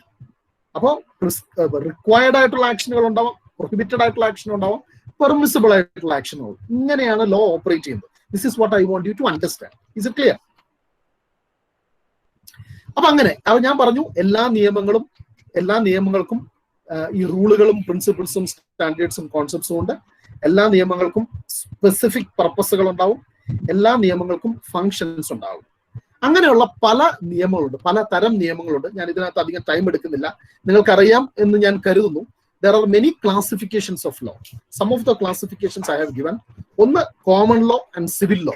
ഇവിടെ common law and civil law എന്ന് പറയുന്നത് ഉദ്ദേശിക്കുന്നത് ഇംഗ്ലണ്ടിൽ നിലവിലിരുന്ന നിയമങ്ങളെ കോമൺ ലോ എന്ന് പറയും. കോണ്ടിനെന്റൽ രാജ്യങ്ങളിൽ അല്ലെങ്കിൽ ഫ്രാൻസ്, ജർമ്മനി തുടങ്ങിയ കോണ്ടിനെന്റൽ രാജ്യങ്ങളിൽ നിലവിലുണ്ടായിരുന്ന നിയമങ്ങളെ സിവിൽ ലോ എന്ന് പറയും. നമ്മുടെ ഇവിടുത്തെ ക്രിമിനൽ ലോ സിവിൽ ലോ അല്ല, മറിച്ച് when common law is used in contrast with civil law, it is the continental law that we mean by civil law. അങ്ങനെ ഒരു ക്ലാസിഫിക്കേഷൻ ഉണ്ട്. മറ്റൊന്ന് ഇക്വിറ്റി ലോയും കോമൺ ലോയും തമ്മിലുള്ള ഡിഫറൻസ്. കോമൺ ലോ എന്ന് പറയുന്നത് ഇംഗ്ലണ്ടിലെ റോയൽ കോടതികൾ ഡെവലപ്പ് ചെയ്ത് കൊണ്ടുവന്ന നിയമങ്ങളാണ് കോമൺ ലോ. മറിച്ച് ലോർഡ് ചാൻസലർ എന്ന് പറയുന്ന ഒരു ഓഫീസർ അല്ലെങ്കിൽ ഒരു സ്ഥാപനം ഡെവലപ്പ് ചെയ്ത് കൊണ്ടുവന്ന ബോഡി ഓഫ് ലോയെ ഇക്വിറ്റി ലോ എന്ന് പറയും. അപ്പൊ റോയൽ കോടതികൾ, പല റോയൽ കോടതികളുണ്ട്. ഇപ്പൊ കിങ്സ് ബെഞ്ച് ഉണ്ട്, ക്യൂൻസ് ബെഞ്ച് ഉണ്ട്, കോർട്ട് ഓഫ് എക്സ്ചക്യൂർ ഉണ്ട്, അങ്ങനെ നിരവധി റോയൽ കോടതികളുണ്ട്, രാജാവ് സ്ഥാപിച്ച റോയൽ കോടതികൾ. ആ കോടതികളുടെ ഡിസിഷൻസിലൂടെ ഡെവലപ്പ് ചെയ്തു വന്ന ഒരു ബോഡി ഓഫ് ലോയിനെയാണ് ഈ രണ്ടാമത്തെ ക്ലാസിഫിക്കേഷനകത്ത് നമ്മൾ കോമൺ ലോ എന്ന് പറയുന്നത്. അതേസമയം തന്നെ രാജാവിന്റെ ഒരു ഉദ്യോഗസ്ഥനായിരുന്ന ലോർഡ് ചാൻസലർ എന്ന് പറയുന്ന ഒരു ഉദ്യോഗസ്ഥൻ അല്ലെങ്കിൽ ആ ഇൻസ്റ്റിറ്റ്യൂഷൻ ഡെവലപ്പ് ചെയ്ത് കൊണ്ടുവന്ന ഒരു ബ്രാഞ്ച് ഓഫ് ലോയിനെയാണ് ഇക്വിറ്റി എന്ന് പറയുന്നത്. ഒരു കാലഘട്ടത്തിൽ കോമൺ ലോ വളരെ റിജിഡ് ആയി കഴിഞ്ഞപ്പോൾ ആ കോമൺ ലോയുടെ റിജിഡിറ്റി മാറ്റുന്നതിന് വേണ്ടി അധികാരം നൽകി ഫ്ലെക്സിബിൾ ആയിട്ടുള്ള നിയമങ്ങൾ ഡെവലപ്പ് ചെയ്ത് കൊണ്ടുവന്ന ആ ഒരു ബ്രാഞ്ച് ഓഫ് ലോയിനെയാണ് ഇക്വിറ്റി ലോ എന്ന് പറയുന്നത്. ഇനി മൂന്നാമത്തെ സെൻസിൽ common law is contrasted with legislation. ഇതാണ് നമ്മുടെ ഒരു കൺസേൺ. ഓക്കെ, അപ്പൊ നമ്മൾ will be using common law in opposition to legislation firstly. അപ്പോ ഇവിടെ കോമൺ ലോ എഗെയിൻസ്റ്റ് ലെജിസ്ലേഷൻ എന്ന് പറയുമ്പോൾ കോടതികൾ ഡെവലപ്പ് ചെയ്ത് കൊണ്ടുവരുന്ന നിയമങ്ങളെയാണ് കോമൺ ലോ എന്ന് വിളിക്കുന്നത്. നിയമനിർമ്മാണ സഭകൾ, ഒരു സമൂഹത്തിൽ സ്പെസിഫിക്കലി ക്രിയേറ്റ് ചെയ്ത നിയമനിർമ്മാണ സഭകൾ കൊണ്ടുവരുന്ന ഡെവലപ്പ് ചെയ്ത് കൊണ്ടുവരുന്ന നിയമങ്ങളെയാണ് അല്ലെങ്കിൽ ക്രിയേറ്റ് ചെയ്യുന്ന നിയമങ്ങളെയാണ് ലെജിസ്ലേഷൻ എന്ന് വിളിക്കുന്നത്. നിങ്ങൾക്ക് അറിയാവുന്നതാണ്, but I'm just repeating. മറ്റൊരു classification civil law and criminal law ആണ്. ദിസ് ടു, ഈ കോമൺ ലോ എഗെയിൻസ്റ്റ് ലെജിസ്ലേഷനും civil law against criminal law എന്ന് പറയുന്ന ക്ലാസിഫിക്കേഷൻ ആണ് ലോ ഓഫ് ടോർട്ടിനെ സംബന്ധിച്ച് പ്രധാനപ്പെട്ടത്. Civil law against criminal law എന്ന് പറയുന്ന ഡിസ്റ്റിങ്ഷൻ നിങ്ങൾക്കറിയാം. സിവിൽ ലോയുടെ കൺസേൺ ഇൻഡിവിജ്വൽസ് ആണ്. ഇൻഡിവിജ്വലും തമ്മിലുള്ള റോങ് ഡൂയിങ് ആണ് സിവിൽ ലോയുടെ വിഷയം. ഒരു ഇൻഡിവിജ്വൽ മറ്റൊരു ഇൻഡിവിജ്വലിനെതിരെ എന്തൊക്കെ ചെയ്യാൻ പാടില്ല, ഒരു ഇൻഡിവിജ്വലിനെതിരെ മറ്റു ഇൻഡിവിജ്വൽസിന് എന്തൊക്കെ റൈറ്റ് ഉണ്ടെന്നും ആ റൈറ്റുകൾ ബ്രീച്ച് ചെയ്യപ്പെട്ടാൽ ഒരു ഇൻഡിവിജ്വലിന് എന്തൊക്കെ റെമഡി ഉണ്ട് എന്ന് പറയുന്ന ഒരു ബ്രാഞ്ച് ഓഫ് ലോ ആണ് സിവിൽ ലോ. മറിച്ച് criminal law is that branch which deals with crimes അല്ലെങ്കിൽ പബ്ലിക് റോങ് എന്ന് പറയുന്നു. സിവിൽ ലോയുടെ കൺസേൺ പ്രൈവറ്റ് റോങ്ങുകളാണെങ്കിൽ ക്രിമിനൽ ലോയുടെ കൺസേൺ പബ്ലിക് റോങ് ആണ്. ഇതൊരു കൺസ്ട്രക്ട് മാത്രമാണ്, ഇതൊരു ഫിക്ഷൻ ആണ്. അതായത് നിങ്ങൾ ചെയ്യുന്ന ചില പ്രവൃത്തികൾ സമൂഹത്തിനെതിരാണ് എന്ന് കരുതുകയും അപ്പോൾ സമൂഹത്തിന് സംരക്ഷണത്തിന് വേണ്ടി സ്റ്റേറ്റിന് അധികാരം നൽകിക്കൊണ്ട് ചില പ്രവൃത്തികളെ ക്രൈമായിട്ട് ഡിഫൈൻ ചെയ്ത് പനിഷ്മെന്റ് പ്രിസ്ക്രൈബ് ചെയ്യുന്ന നിയമങ്ങളാണ് ക്രിമിനൽ ലോ എന്ന് പറയുന്നത്. So criminal law imposes penalties or punishment, and civil law, concern of civil law is to make good the laws through compensations and other civil remedies. Public law, private law എന്നുള്ള distinction ഉണ്ട്, ഞാൻ പറയേണ്ട ആവശ്യമില്ല. You know substantive law and procedural law, that also you know അല്ലെ. Substantive law എന്ന് പറയുന്നത് ഒരു വ്യക്തിക്ക് ഈ നേരത്തെ പറഞ്ഞ പോലെ ഡിസ്ട്രിബ്യൂട്ടീവ് ജസ്റ്റിസ് പ്രകാരം അല്ലെങ്കിൽ അലോക്കേറ്റീവ് ജസ്റ്റിസ് പ്രകാരം ഒരു വ്യക്തിക്ക് റൈറ്റുകളും ഡ്യൂട്ടികളും അലോക്കേറ്റ് ചെയ്യുന്ന നിയമമാണ് സബ്സ്റ്റാന്റീവ് ലോ. പിന്നെ കറക്റ്റീവ് ജസ്റ്റിസിന്റെ ഭാഗമായിട്ടുള്ള നിയമമാണ് പ്രൊസീജിയറൽ ലോ. അതായത് ഈ അലോക്കേറ്റീവ് അല്ലെങ്കിൽ ഡിസ്ട്രിബ്യൂട്ടീവ് ജസ്റ്റിസ് പ്രകാരം റൈറ്റുകളും ഡ്യൂട്ടികളും നിയമം അലോക്കേറ്റ് ചെയ്ത് ഡിസ്ട്രിബ്യൂട്ട് ചെയ്ത് കഴിഞ്ഞിട്ട് അതിനകത്ത് എന്തെങ്കിലും വയലേഷൻസ് അല്ലെങ്കിൽ ബ്രീച്ച് വന്നു കഴിഞ്ഞാൽ ഒരു റെമഡി കിട്ടുന്നതിന് വേണ്ടിയിട്ടുള്ള പ്രൊവിഷൻസ് ഉള്ള നിയമങ്ങളാണ് പ്രൊസീജിയറൽ ലോ എന്ന് പറയുന്നത്. ഓക്കെ, വളരെ ജസ്റ്റ് ഓടിച്ചങ്ങ് പറഞ്ഞതേ ഉള്ളൂ. ഇനി ഇത്തരം നിയമങ്ങൾ ഉപയോഗിക്കുന്ന ചില കോമൺ ടെക്നിക്കുകളുണ്ട്. ഈ ടെക്നിക്ക് ഞാൻ വെറുതെ ഓടിച്ചെന്ന് പറയുന്നേ ഉള്ളൂ. ഇതിനകത്ത് ടോർട്ട് ലോ ഏത് ടെക്നിക്കാണ് ഉപയോഗിക്കുന്നത് എന്നുള്ളതായിരിക്കും നമ്മുടെ കൂടുതൽ കൺസേൺ. ഓക്കെ, ഒരു 8ഓളം ടെക്നിക്കുകൾ സാധാരണ ലോ ഉപയോഗിക്കാറുണ്ട്. അതിനകത്തൊന്ന് പീനൽ ടെക്നിക്കാണ്. പീനൽ ടെക്നിക്ക് എന്ന് പറഞ്ഞാൽ നേരത്തെ പറഞ്ഞതുപോലെ പനിഷ്മെന്റ് പ്രിസ്ക്രൈബ് ചെയ്ത് ഒരു പ്രവൃത്തിയെ ഒഫൻസ് ആക്കും. ആദ്യം ഒഫൻസ് ആക്കി ഡിഫൈൻ ചെയ്യും. An act would be defined as an offense, then punishment will be imposed and institutions will be created to impose the punishment and to ensure that the particular person is undergoing this punishment. ആ ഒരു വ്യവസ്ഥയാണ് penal technique എന്ന് പറയുന്നത്. അപ്പൊ പല ആക്ടുകളെയും നിയമം respond ചെയ്യുന്നത് penal ടെക്നിക്കുകൾ ഉപയോഗിച്ചാണ്. സമൂഹത്തിന് ദോഷകരമാകുന്ന ആക്ടുകളോട് നിയമം റെസ്പോണ്ട് ചെയ്യുന്നത് പീനൽ ടെക്നിക്ക് ഉപയോഗിച്ചിട്ടാണ്. നിങ്ങൾക്കറിയാം, India IPC is a law which uses penal technique. Domestic Violence Act is an act which uses penal technique. അപ്പൊ പല നിയമങ്ങളും പീനൽ ടെക്നിക്കുകൾ ഉപയോഗിക്കും. പിന്നെ ഗ്രീവൻസ് റിഡ്രസൽ, ഇതാണ് നമ്മുടെ കൺസേൺ. ഗ്രീവൻസ് റിഡ്രസൽ എന്ന് പറഞ്ഞാൽ ഒരു തെറ്റ് സംഭവിച്ചു കഴിഞ്ഞാൽ അത് പരിഹരിക്കുക, ഒരു പരിഹാരം, തെറ്റിന് ഒരു പരിഹാരം നൽകുക എന്നുള്ളതാണ് മറ്റൊരു technique.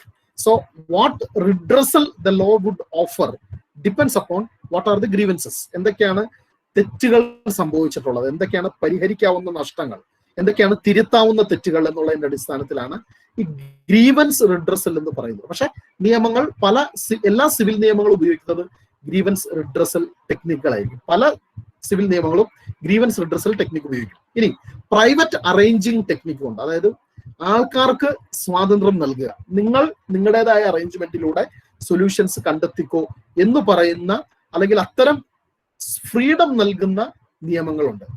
Contract law is the best example. Will create ചെയ്യാനുള്ള അധികാരങ്ങൾ നൽകുന്ന നിയമങ്ങളെല്ലാം. ഇപ്പൊ സക്സഷൻ എന്ന് പറയുന്ന ഒരു മെക്കാനിസം ഉണ്ട്. അതല്ലാതെ തന്നെ നിങ്ങൾക്ക് വില്ല് എഴുതി പ്രൈവറ്റ് അറേഞ്ച്മെന്റിലൂടെ യു ക്യാൻ അലോക്കേറ്റ്, അല്ലെ, നിങ്ങൾക്ക് ഡിസ്ട്രിബ്യൂട്ട് ചെയ്യുകയോ അലോക്കേറ്റ് ചെയ്യുകയോ ചെയ്യാം നിങ്ങളുടെ ബെനിഫിറ്റുകൾ. അത് ഒരു ടെക്നിക്കാണ്. അപ്പൊ ഏതൊക്കെ മേഖലകളിലാണ് നിയമം പ്രൈവറ്റ് അറേഞ്ചിങ് ടെക്നിക്ക് ഉപയോഗിക്കുക എന്നുള്ളത് that you need to find out. ഞാൻ പറയുന്നത് ഇത്രേ ഉള്ളൂ. These are the different varieties of law techniques or techniques which law uses for the purpose of regulation, അല്ലെങ്കിൽ for the purpose of realization of justice. നീതി realise ചെയ്യുന്നതിന് വേണ്ടി ഇത്തരം ടെക്നിക്കുകൾ ഉപയോഗിച്ചിട്ടും അത്തരം എന്താ പറയുന്നത് ഡിസ്ട്രിബ്യൂഷൻസ്, ബെനിഫിറ്റ്സിന്റെയും ബർഡൻസിന്റെയും ഡിസ്ട്രിബ്യൂഷൻസ് നടത്തിക്കൊണ്ടാണ് ലോ ഓപ്പറേറ്റ് ചെയ്യുന്നത്. മറ്റൊന്ന് അഡ്മിനിസ്ട്രേറ്റീവ് റെഗുലേറ്ററി ടെക്നിക്കാണ്. അതായത് അഡ്മിനിസ്ട്രേറ്റീവ് ഏജൻസികളെ ക്രിയേറ്റ് ചെയ്യുകയും ആ അഡ്മിനിസ്ട്രേറ്റീവ് ഏജൻസികളുടെ പവറിനെ റെഗുലേറ്റ് ചെയ്തുകൊണ്ട് അവർക്ക് ഗൈഡൻസ് നൽകിക്കൊണ്ട് ചില കാര്യങ്ങൾ നിയമം ഓപ്പറേറ്റ് ചെയ്യും. അപ്പൊ അത് ഏതൊക്കെ മേഖലകളിലാണെന്നുള്ളത് ദാറ്റ് വിൽ ഡിസ്കസ്. ഓക്കെ, അത് ഇതുമായിട്ട് ബന്ധപ്പെട്ട് വരുന്നതല്ല. ഫിസിക്കൽ ടെക്നിക് ഉണ്ട്. ടാക്സ് പോലെയുള്ള നിയമങ്ങളൊക്കെ ഫിസിക്കൽ ടെക്നിക്കുകളാണ് ഉപയോഗിക്കുന്നത്. പിന്നെ കൺഫറൽ ഓഫ് സോഷ്യൽ ബെനിഫിറ്റ്സ് ടെക്നിക്. പല വെൽഫെയർ ലെജിസ്ലേഷൻസും ഈ ടെക്നിക്കാണ് ഉപയോഗിക്കുന്നത്. പല സോഷ്യൽ ബെനിഫിറ്റുകളും നിയമം കൺഫർ ചെയ്യും. ഇപ്പൊ പെൻഷൻ, അല്ലെങ്കിൽ ഈ പറഞ്ഞ പോലെ എന്താ പറയാ അൺഎംപ്ലോയ്മെന്റ് ബെനിഫിറ്റുകൾ ഒക്കെ നൽകുന്നത് കൺഫറൽ ഓഫ് സോഷ്യൽ ബെനിഫിറ്റ് ടെക്നിക്കാണ് നിയമം ഉപയോഗിക്കുന്നത്. അല്ലെങ്കിൽ a particular law could use a combination of all these techniques. അപ്പൊ ഈ ടെക്നിക്കുകളിൽ പലതും ചേർത്ത് വെച്ചുകൊണ്ട് ചില മാറ്ററുകളെ പീനൽ ടെക്നിക് ഉപയോഗിച്ചുകൊണ്ടും ചില മാറ്ററുകളെ ഗ്രീവൻസ് റിഡ്രസൽ ടെക്നിക് ഉപയോഗിച്ചുകൊണ്ടും ചില മാറ്ററെ പ്രൈവറ്റ് അറേഞ്ചിങ് ടെക്നിക്കുകളൊക്കെ ഉപയോഗിച്ചുകൊണ്ട് ഒരു ഫീൽഡിനെ നിയന്ത്രിക്കുന്ന നിയമങ്ങളും ഉണ്ടാവും. ഓക്കെ, നമ്മുടെ കൺസേൺ അതല്ലാത്തതുകൊണ്ട് അത് ജൂറിസ്പ്രുഡൻസിൽ we may if time permits will discuss in detail. Okay, ഇനി ഇങ്ങനെയുള്ള ഒരു നിയമം, ഈ നിയമം ഡെവലപ്പ് ചെയ്യുന്നതിന് നിയമം എപ്പോഴും ഡെവലപ്പ് ചെയ്യും. എല്ലാ സമൂഹവും ഡെവലപ്പ് ചെയ്യുന്നത് പോലെ നിയമവും ഡെവലപ്പ് ചെയ്യണം. കാരണം സോഷ്യൽ നെസസിറ്റീസ് ചേഞ്ച് ചെയ്യും, സോഷ്യൽ സ്ട്രക്ചേഴ്സ് ചേഞ്ച് ചെയ്യും.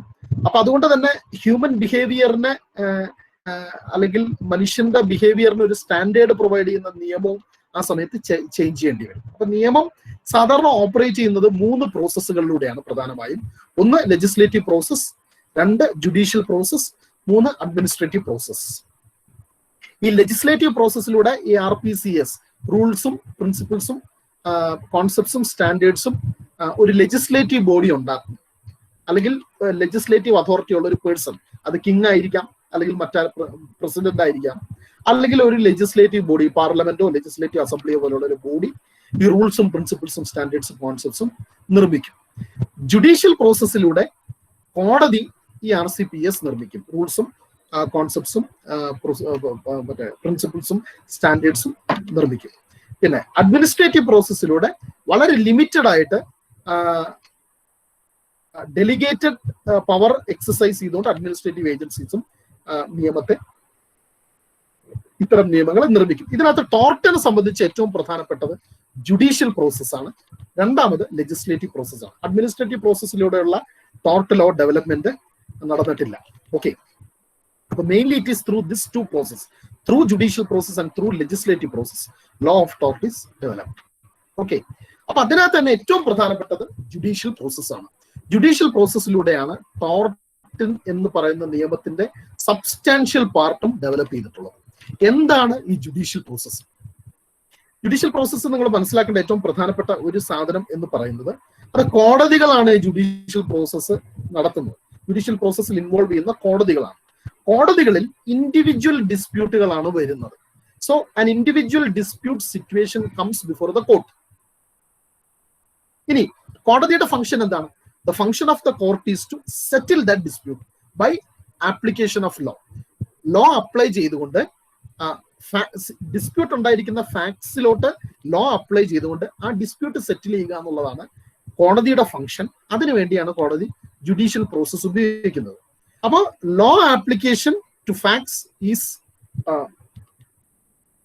part of the process, and courts use legal reasoning for the purpose of law application to facts and for the purpose of settlement of individual disputes.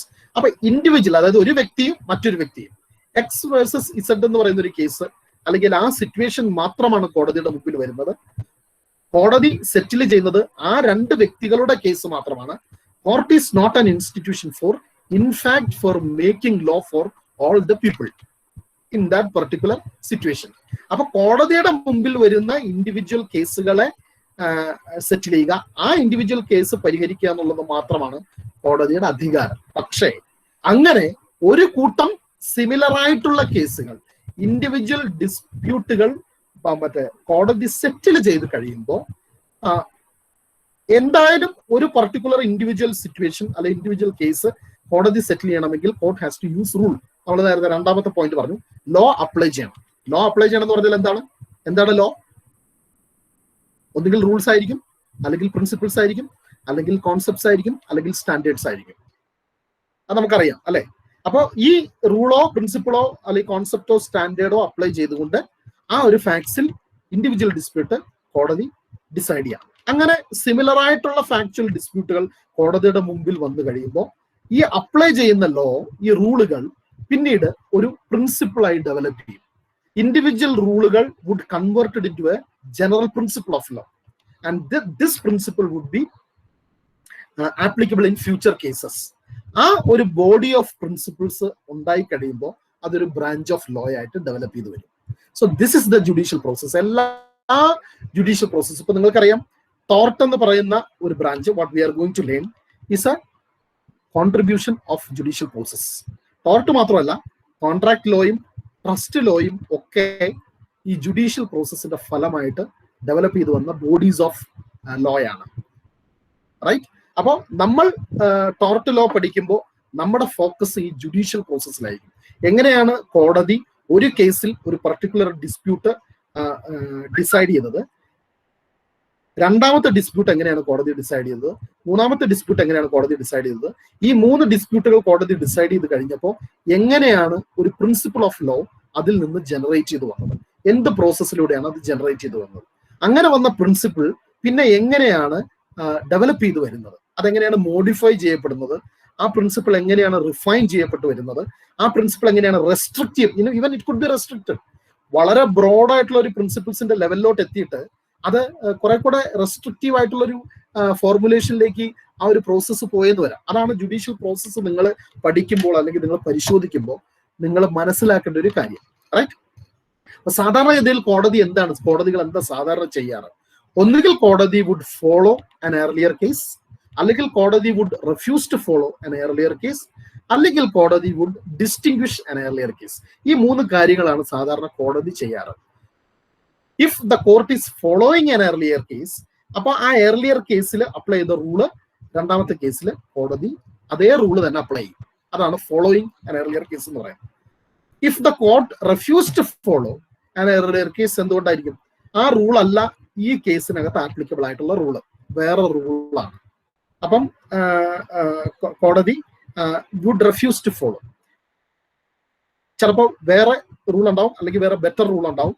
അപ്പോൾ there would be a ground for refusing to follow. അല്ലെങ്കിൽ ഈ earlier case decide ചെയ്ത കോടതി ഈ later കോടതിയെ സംബന്ധിച്ച് binding അല്ല, ഇതൊരു സുപ്പീരിയർ കോടതി ആയിരിക്കില്ല.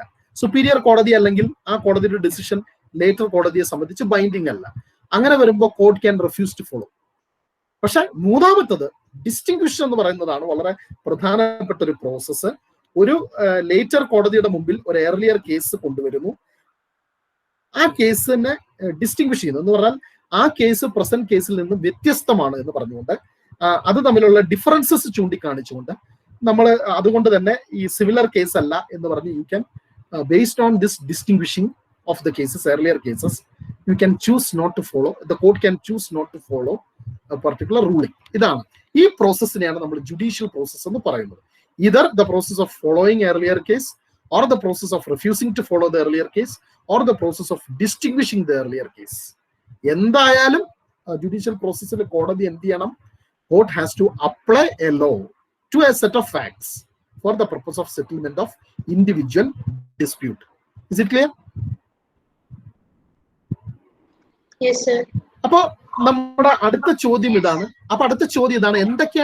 എന്തൊക്കെ ഇൻഡിവിജ്വൽ ഡിസ്പ്യൂട്ടുകളിലാണ് ഈ ജുഡീഷ്യൽ പ്രോസസ് ഉപയോഗിച്ചുകൊണ്ട് കോടതികൾ ഈ ടോർട്ട് എന്ന് പറയുന്ന ഒരു ബ്രാഞ്ച് ഓഫ് ലോ ഡെവലപ്പ് ചെയ്തത്? അല്ലെങ്കിൽ ജുഡീഷ്യൽ പ്രോസസ് ഉപയോഗിച്ചുകൊണ്ട് ഏതൊരു ബ്രാഞ്ച് സാധാരണഗതിയിൽ കോടതികൾ ഡെവലപ്പ് ചെയ്തുകൊണ്ട് വരുമ്പോഴും സാധാരണ ഈ ഇൻഡിവിജ്വൽ ഡിസ്പ്യൂട്ടുകൾ അതിനെ നമുക്ക് ജനറലൈസ് ചെയ്ത് പറയാൻ പറ്റും. Is it possible for us to generalize the type of individual disputes which comes before the court? സാധാരണഗതിയിൽ 3 കാറ്റഗറിയാണ്. ഒന്ന്, ഇന്റർഫിയറൻസ് വിത്ത് ഇൻട്രസ്റ്റ്. ഒരു വ്യക്തിയുടെ അല്ലെങ്കിൽ ഒരു ഗ്രൂപ്പിന്റെ ഒക്കെ താല്പര്യങ്ങളിൽ മറ്റാരെങ്കിലും ഇന്റർഫിയർ ചെയ്യുക. അത് it's A category of dispute situation. അതൊരു ഡിസ്പ്യൂട്ട് സിറ്റുവേഷൻ ആണ്. എനിക്ക് ഒരു ഇൻട്രസ്റ്റ് ഉണ്ട്, എന്റെ ഇൻട്രസ്റ്റിൽ മറ്റൊരാളെ ഇടപെടുന്നു, അല്ലെങ്കിൽ എന്റെ ഇൻട്രസ്റ്റിൽ അയാൾ എൻക്രോച്ച് ചെയ്യുന്നു. അങ്ങനെ ഒരു സിറ്റുവേഷൻ വന്നു കഴിഞ്ഞാൽ that is a possible dispute situation. ഇനി എന്താണ് ഇൻട്രസ്റ്റ് എന്നുള്ളതാണ് റൈറ്റ് സൈഡിൽ കൊടുത്തിരിക്കുന്നത്. അതൊന്നെങ്കിൽ it is my interest in my own integrity of my person. എന്റെ ശരീരം വേറെ ആരും എന്റെ ശരീരത്തിൽ തൊടരുത്, അല്ലെങ്കിൽ വേറെ ആരും എന്റെ ശരീരത്തിൽ ഫോഴ്സ് അപ്ലൈ ചെയ്യരുത്, അല്ലെങ്കിൽ എന്റെ ശരീരത്തിൽ എന്റെ അനുമതി ഇല്ലാതെ ആരും എന്നെ സ്പർശിക്കുകയോ എന്നെ തൊടുകയോ എന്നെ അല്ലെങ്കിൽ എന്തെങ്കിലും ചെയ്യുകയോ, ഫോഴ്സ് മർദ്ദിക്കുകയോ മറ്റേതെങ്കിലും രൂപത്തിൽ ഫോഴ്സ് എന്റെ ശരീരത്തിൽ ഏർപ്പെടുത്തരുത് എന്നുള്ളൊരു താല്പര്യം, ഏൽപ്പിക്കരുത് എന്നുള്ളൊരു താല്പര്യം എനിക്കുണ്ടാവും. So I have an interest in my own person or my own body. I also have an interest in my own freedom. നമ്മൾ നേരത്തെ പറഞ്ഞത് എന്റെ സ്വാതന്ത്ര്യത്തിൽ എനിക്ക് താല്പര്യമുണ്ട്. എന്റെ സ്വാതന്ത്ര്യത്തെ അനാവശ്യമായി ആരും കൈകടത്തരുത്, എന്റെ സ്വാതന്ത്ര്യം ആരും ഹനിക്കരുത്. I should have a choice. എനിക്ക് ചോയ്സ് ഉണ്ടായിരിക്കണം. ഞാൻ എന്ത് ചെയ്യണം, ഞാൻ എന്ത് വസ്ത്രം ധരിക്കണം, ഞാൻ എന്ത് ആഹാരം കഴിക്കണം, ഞാൻ എന്ത് ജോലി ചെയ്യണം, ഞാൻ എവിടെ താമസിക്കണം, ഇതിനൊക്കെയുള്ള ഫ്രീഡം എനിക്ക് ഉണ്ടായിരിക്കണം. ഇതിന്റെ അർത്ഥം ഇതിനകത്തൊന്നും റെസ്ട്രിക്ഷൻ ഇല്ല എന്നല്ല കേട്ടോ. So these are my interest. ഇനി എനിക്കൊരു നല്ല പേരുണ്ടായിരിക്കണം. I should have a good name. എന്റെ ഗുഡ് നെയിം ആരും നശിപ്പിക്കരുത്. എന്റെ ഗുഡ് നെയിം സസ്റ്റെയിൻ ചെയ്യണം, എനിക്കത് കീപ്പ് ചെയ്യാൻ പറ്റണം എന്നുള്ളത് എൻ്റെ ഒരു താല്പര്യമാണ്. മറ്റൊരു താല്പര്യമാണ് എന്റെ പ്രോപ്പർട്ടി. എനിക്ക് എന്റെ സ്വന്തമായ കാര്യങ്ങൾ എൻ്റെ അടുത്ത് തന്നെ ഉണ്ടായിരിക്കണം. എന്റെ അനുമതി കൂടാതെ ആ പ്രോപ്പർട്ടി ആരും കൊണ്ടുപോകരുത്, അല്ലെങ്കിൽ ആ പ്രോപ്പർട്ടിയിൽ ആരും കയറരുത്, അല്ലെങ്കിൽ ആ പ്രോപ്പർട്ടി ആരും എടുത്തുകൊണ്ട് പോകരുത്, ആ പ്രോപ്പർട്ടി ആരും നശിപ്പിക്കരുത്. ഇതൊക്കെ പ്രോപ്പർട്ടിയായിട്ട് ബന്ധപ്പെട്ട എന്റെ താല്പര്യങ്ങളാണ്. പിന്നെ സാമ്പത്തികമായ താല്പര്യങ്ങൾ ഉണ്ടാവും. എനിക്ക് ഇത്ര പൈസ എനിക്കുണ്ടാകും, ഈ പൈസ വേറെ ആരും എടുത്തുകൊണ്ട് പോകരുത്, ഈ പൈസ വേറെ ആരും മറ്റു കാര്യത്തിൽ കൈക്കലാക്കരുത്, അല്ലെങ്കിൽ അതിനകത്ത് എന്റെ അനുമതി കൂടാതെ ഇന്റർഫിയർ ചെയ്യരുത്. അപ്പൊ ഇങ്ങനെ നിരവധി ഇൻട്രസ്റ്റുകൾ ഞാൻ ഇല്ലസ്ട്രേറ്റീവ് ആയിട്ടാണ് ഇത് തന്നിരിക്കുന്നത്. അതുപോലെ നല്ലൊരു മാനസികാവസ്ഥയിൽ, സന്തോഷകരമായ ഒരു മാനസികാവസ്ഥയിൽ ഞാൻ ഇരിക്കുക എന്നുള്ളത് എൻ്റെ ഒരു താല്പര്യമാണ്. Nobody should interfere with a good mental condition. Nobody should disturb my good mental condition. ആരെങ്കിലും ഏതെങ്കിലും ഒരു പ്രവൃത്തി കൊണ്ട് എൻ്റെ ഗുഡ് മെന്റൽ കണ്ടീഷനിൽ ഇന്റർഫിയർ ചെയ്തു കഴിഞ്ഞാൽ ഇതെല്ലാം തന്നെ പോസിബിൾ ഡിസ്പ്യൂട്ട് സിറ്റുവേഷൻസ് ആണ്. ഓക്കെ, അപ്പൊ ഇന്റർഫിയറൻസ് വിത്ത് ഇൻട്രസ്റ്റ് എന്ന് പറയുന്നത്. ഇനി കോസിങ് ലോസ്, എനിക്ക് നഷ്ടമുണ്ടാക്കുക. എങ്ങനെയൊക്കെയാണ് നഷ്ടമുണ്ടാക്കുക? ഈ പറയുന്ന ഇൻട്രസ്റ്റുകളിൽ ഇടപെട്ടുകൊണ്ട് എനിക്ക് ലോസ് ഉണ്ടാക്കാം. മെറ്റീരിയലായിട്ട് ഒരു സാധനം ഡിസ്ട്രോയ് ചെയ്തുകൊണ്ട് ലോസ് ഉണ്ടാക്കാം. അപ്പൊ എന്റെ പേഴ്സണിൽ without my permission, if you are interfering with my body and causing damage to my limbs, then it is a loss. എനിക്ക് എന്റെ ആംപ്യൂട്ടേഷൻ ഉണ്ടാവുകയാണ്, അതൊരു ലോസ് ആണ് അല്ലെ? എന്റെ പൈസ നിങ്ങൾ നശിപ്പിച്ചു, ആ ലോസ് ആണ്. ഞാൻ നടത്തുന്ന ഒരു ബിസിനസ്, ആ ബിസിനസ് നിങ്ങൾ പൂട്ടിച്ചു, അല്ലെങ്കിൽ ബിസിനസ്സിൽ നഷ്ടം ഉണ്ടാക്കി, ഇതൊക്കെ ലോസ് ആണ്. ഇതിലൊക്കെ ഏതൊക്കെ law recognising, that's a different thing. But what we are saying is that there are certain acts which causes loss. അങ്ങനെ ഒരു ലോസ് കോസ് ചെയ്യുമ്പോൾ that would be a possible dispute situation. And certain other people making wrongful gains. മറ്റു ചില situation എന്ന് പറയുന്നത് മറ്റുള്ളവർ എന്നെ വെച്ചിട്ട് ഗെയിൻ ഉണ്ടാക്കുകയാണ്. ആ ഗെയിനിന്റെ ഷെയർ എനിക്ക് തരുന്നില്ല, എനിക്ക് നഷ്ടമൊന്നും ഉണ്ടായിട്ടില്ല, പക്ഷെ ഞാൻ മൂലം അവർ ഗെയിൻ ഉണ്ടാക്കിയെടുക്കുന്നു. രണ്ട് പോസിബിലിറ്റിയാണ്. ഒന്ന്, എനിക്ക് നഷ്ടം ഉണ്ടാക്കിക്കൊണ്ട് ഒരുത്തൻ ഗെയിൻ ചെയ്യുന്നു. മറ്റൊന്ന്, എനിക്ക് നഷ്ടമൊന്നും ഉണ്ടാക്കാതെ പക്ഷെ എന്നെ ഒരു ഇൻസ്ട്രുമെന്റാലിറ്റി ആയിട്ട് ഉപയോഗിച്ചുകൊണ്ട്, എന്നെ ഒരു ടൂളായിട്ട് ഉപയോഗിച്ചുകൊണ്ട് they are making wrongful games. ഇതെല്ലാം തന്നെ ഡിസ്പ്യൂട്ട് സിറ്റുവേഷൻസ് ആണ്. Is it clear? ഇത്തരം ഇൻഡിവിജ്വൽ ഡിസ്പ്യൂട്ട് സിറ്റുവേഷൻസ് ഉണ്ടാക്കുമ്പോഴാണ് നമ്മൾ കോടതി പോകുന്നത്. ആ കോടതിയിൽ നിന്നും ജുഡീഷ്യൽ പ്രോസസ്സിലൂടെ ഒരു റെമഡി കിട്ടാനായിട്ട് നമ്മൾ ശ്രമിക്കുന്നത്. അതാണ് മൂന്നാമത്തെ സാധനം ഇവിടെ വേണ്ടി വരുന്നത്. These are the situations. Now we are just moving on to law of tort. അപ്പൊ ഇത്രയും ജനറൽ ആയിട്ട് നമ്മൾ കാര്യങ്ങൾ പറഞ്ഞു. ഇനി ലോ ഓഫ് ടോർട്ട് എന്നുള്ളത് ജസ്റ്റ് ഒന്ന് ഇൻട്രൊഡ്യൂസ് ചെയ്തിട്ട് നമ്മൾ അടുത്ത ക്ലാസ്സിൽ അതിന്റെ ഡീറ്റെയിൽസിലേക്ക് പോകാം. We will examine the definitions offered by jurists, and we will try to distinguish law of tort with some other similar branches of law like law of contract and law of trust, etc. and also criminal law. അതൊക്കെ ആയിട്ടുള്ള distinction വെച്ചിട്ട് നമ്മൾ എന്താണ് law of ടോർട്ടിന്റെ nature എന്നുള്ളത് മനസ്സിലാക്കാൻ ശ്രമിക്കാം. Okay, ഇതും നമ്മൾ ലോ ഓഫ് ടോർട്ടിന്റെ നേച്ചർ തന്നെയാണ് മനസ്സിലാക്കുന്നത്. ഇത്രയും ജനറൽ ആയിട്ടുള്ള കാര്യങ്ങൾ പറഞ്ഞതിന് ശേഷം will just try to understand what is tort law. എന്താണ് അപ്പൊ ടോർട്ട് ലോ എന്ന് പറയുന്നത്? നമ്മളിപ്പോ ഇത്ര നേരം ഡിസ്കസ് ചെയ്ത കാര്യം ഇതാണ്. ഒരു സമൂഹത്തെ സംബന്ധിച്ച് ജസ്റ്റിസ് എന്ന് പറയുന്നത് വളരെ പ്രധാനപ്പെട്ടതാണ്. ആ സമൂഹം ജസ്റ്റ് ആയിരിക്കണം എന്നുള്ളതാണ് ആ സമൂഹത്തിന്റെ താല്പര്യം. അങ്ങനെ ഒരു സമൂഹത്തെ ജസ്റ്റ് ആക്കാനുള്ള ഏറ്റവും മികച്ച ഒരു മാർഗമാണ് നിയമം. ഈ ജസ്റ്റിസ് എന്ന് പറയുന്നത് തന്നെ പല ആസ്പെക്ട് ഉണ്ട്, പല ലെവൽസ് ആൻഡ് ലേയേഴ്സ് ആയിട്ടാണ് ഈ ജസ്റ്റിസ് പ്രോബ്ലംസ് നിലനിൽക്കുന്നത്. അതിനകത്ത് ഏറ്റവും പ്രധാനപ്പെട്ട ഒരു ജസ്റ്റിസ് പ്രോബ്ലമാണ് എന്താ പറയാ, സ്റ്റക്കായില്ലേ, കറക്റ്റീവ് ജസ്റ്റിസ്, റൈറ്റ്? അപ്പം കറക്റ്റീവ് ജസ്റ്റിസ് എന്ന് പറയുന്നത് ജസ്റ്റിസിന്റെ വളരെ പ്രധാനപ്പെട്ട ഒരു പ്രശ്നമാണ്. കറക്റ്റീവ് ജസ്റ്റിസ് ആവശ്യപ്പെടുന്നത് അലോക്കേറ്റീവ് ജസ്റ്റിസിനകത്തും ഡിസ്ട്രിബ്യൂട്ടീവ് ജസ്റ്റിസിനകത്തും എന്തെങ്കിലും പ്രശ്നം ഉണ്ടെങ്കിൽ ആ പ്രശ്നത്തെ തിരുത്തുക എന്നുള്ളതാണ്. അത് തിരുത്തുന്നതിന് വേണ്ടിയുള്ളതാണ് കറക്റ്റീവ് ജസ്റ്റിസ്.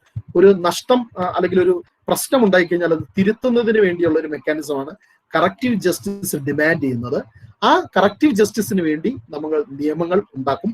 നിയമങ്ങൾ ഉണ്ടാക്കുമ്പോൾ നിയമങ്ങൾ പ്രവർത്തിക്കുന്നത് ചില ടെക്നിക്കുകൾ ഉപയോഗിച്ചുകൊണ്ടാണ്. അത്തരം ടെക്നിക്കിനകത്ത് ഏറ്റവും പ്രധാനപ്പെട്ട നിയമത്തിന്റെ ഒരു ടെക്നിക്കാണ് ഗ്രീവൻസ് റിമഡിയൽ ടെക്നിക്ക് എന്ന് പറയുന്നത്.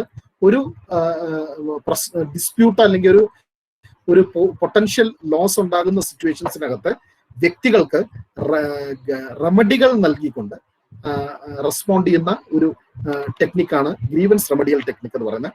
അങ്ങനെ ഗ്രീവൻസ് റെമഡിയൽ ടെക്നിക്ക് ഉപയോഗിച്ചുകൊണ്ട് ഓപ്പറേറ്റ് ചെയ്യുന്ന ഒരു സിവിൽ നിയമമാണ്. നമ്മൾ ക്ലാസിഫിക്കേഷൻസ് ഓഫ് ലോയിൽ ഡിസ്കസ് ചെയ്തു. അത്തരത്തിലുള്ള ഒരു സിവിൽ നിയമമാണ് ടോർട്ട് നിയമം എന്ന് പറയുന്നത്.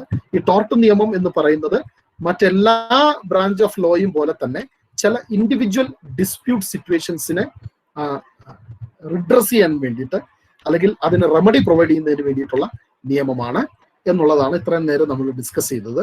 അപ്പോൾ എന്താണ് ടോർട്ട് ലോ ചെയ്യുന്നത്? What does tort law do? Tort law defines a form of civil wrong. Tort law ഒരു സിവിൽ ലോ ആണ്. സിവിൽ ലോ എന്ന് പറഞ്ഞാൽ നമ്മൾ നേരത്തെ പറഞ്ഞു, പ്രൈവറ്റ് ഡിസ്പ്യൂട്ടുകൾ അല്ലെങ്കിൽ പ്രൈവറ്റ് റൈറ്റുകൾ അല്ലെങ്കിൽ പ്രൈവറ്റ് റോങ്ങുകളെ ഡീൽ ചെയ്യുന്ന നിയമമാണ് സിവിൽ ലോ. സിവിൽ ലോ എന്ന് പറയുന്നത് ആ സിവിൽ ലോയിൽ വരുന്ന ഒരു കോൺസെപ്റ്റ് ആണ് സിവിൽ റോങ് എന്ന് പറയുന്നത്. റോങ് എന്ന് പറഞ്ഞു കഴിഞ്ഞാൽ breach of a legal duty owed to another ആണ്. ഒരാളോടുള്ള ഒരു ഡ്യൂട്ടിയുടെ ലംഘനത്തെയാണ് നമ്മൾ റോങ് എന്ന് പറയുന്നത്. അപ്പൊ നിങ്ങൾക്കൊരു ഡ്യൂട്ടി ഉണ്ട്, നിങ്ങൾ ആ ഡ്യൂട്ടി ബ്രീച്ച് ചെയ്ത് കഴിഞ്ഞാൽ we can say that you have committed A wrong. അപ്പൊ അതൊരു സിവിൽ ഡ്യൂട്ടി ആണെങ്കിൽ അത് you can call it as A civil wrong. Okay, so what is the nature of your duty matters, but we can say that a civil wrong is a breach of legal duty owed to another. മറ്റൊരു വ്യക്തിയോട് നിങ്ങൾ ഓവ് ചെയ്യുന്ന ഒരു legal ഡ്യൂട്ടിയുടെ ബ്രീച്ചിനെയാണ് civil wrong എന്ന് പറയുന്നത്. അപ്പോൾ എങ്ങനെയാണ് നിങ്ങൾ മറ്റൊരാളുടെ ഡ്യൂട്ടി ഓവ് ചെയ്യുന്നത്? ഞാൻ നേരത്തെ പറഞ്ഞു, ലോയിലെ ഏറ്റവും പ്രധാനപ്പെട്ട ഒരു കോൺസെപ്റ്റ് ആണ് ഡ്യൂട്ടി എന്ന് പറയുന്നത്. ലോയാണ് ഈ ഡ്യൂട്ടി ക്രിയേറ്റ് ചെയ്യുന്നത്. ഓക്കെ, അപ്പൊ ഏത് ലോയാണ് ആ ഡ്യൂട്ടി ക്രിയേറ്റ് ചെയ്യുന്നത്? ഏത് പ്രോസസ്സിലൂടെയാണ് ഡ്യൂട്ടി ക്രിയേറ്റ് ചെയ്യുന്നത് നമ്മൾ പറഞ്ഞു. ലെജിസ്ലേറ്റീവ് പ്രോസസ്സിലൂടെയോ ജുഡീഷ്യൽ പ്രോസസ്സിലൂടെയോ അഡ്മിനിസ്ട്രേറ്റീവ് പ്രോസസ്സിലൂടെയോ ഡ്യൂട്ടി ക്രിയേറ്റ് ചെയ്യാം. ജുഡീഷ്യൽ പ്രോസസ്സിലൂടെ ക്രിയേറ്റ് ചെയ്യുന്ന ഡ്യൂട്ടിയെയാണ് നമ്മൾ ജഡ്ജ്മെന്റ് ഡ്യൂട്ടി എന്ന് പറയുന്നത്. അതായത് ജഡ്ജസിന് ജുഡീഷ്യൽ പ്രോസസ്സിലൂടെ അല്ലാതെ ഡ്യൂട്ടി ക്രിയേറ്റ് ചെയ്യാൻ കഴിയില്ല.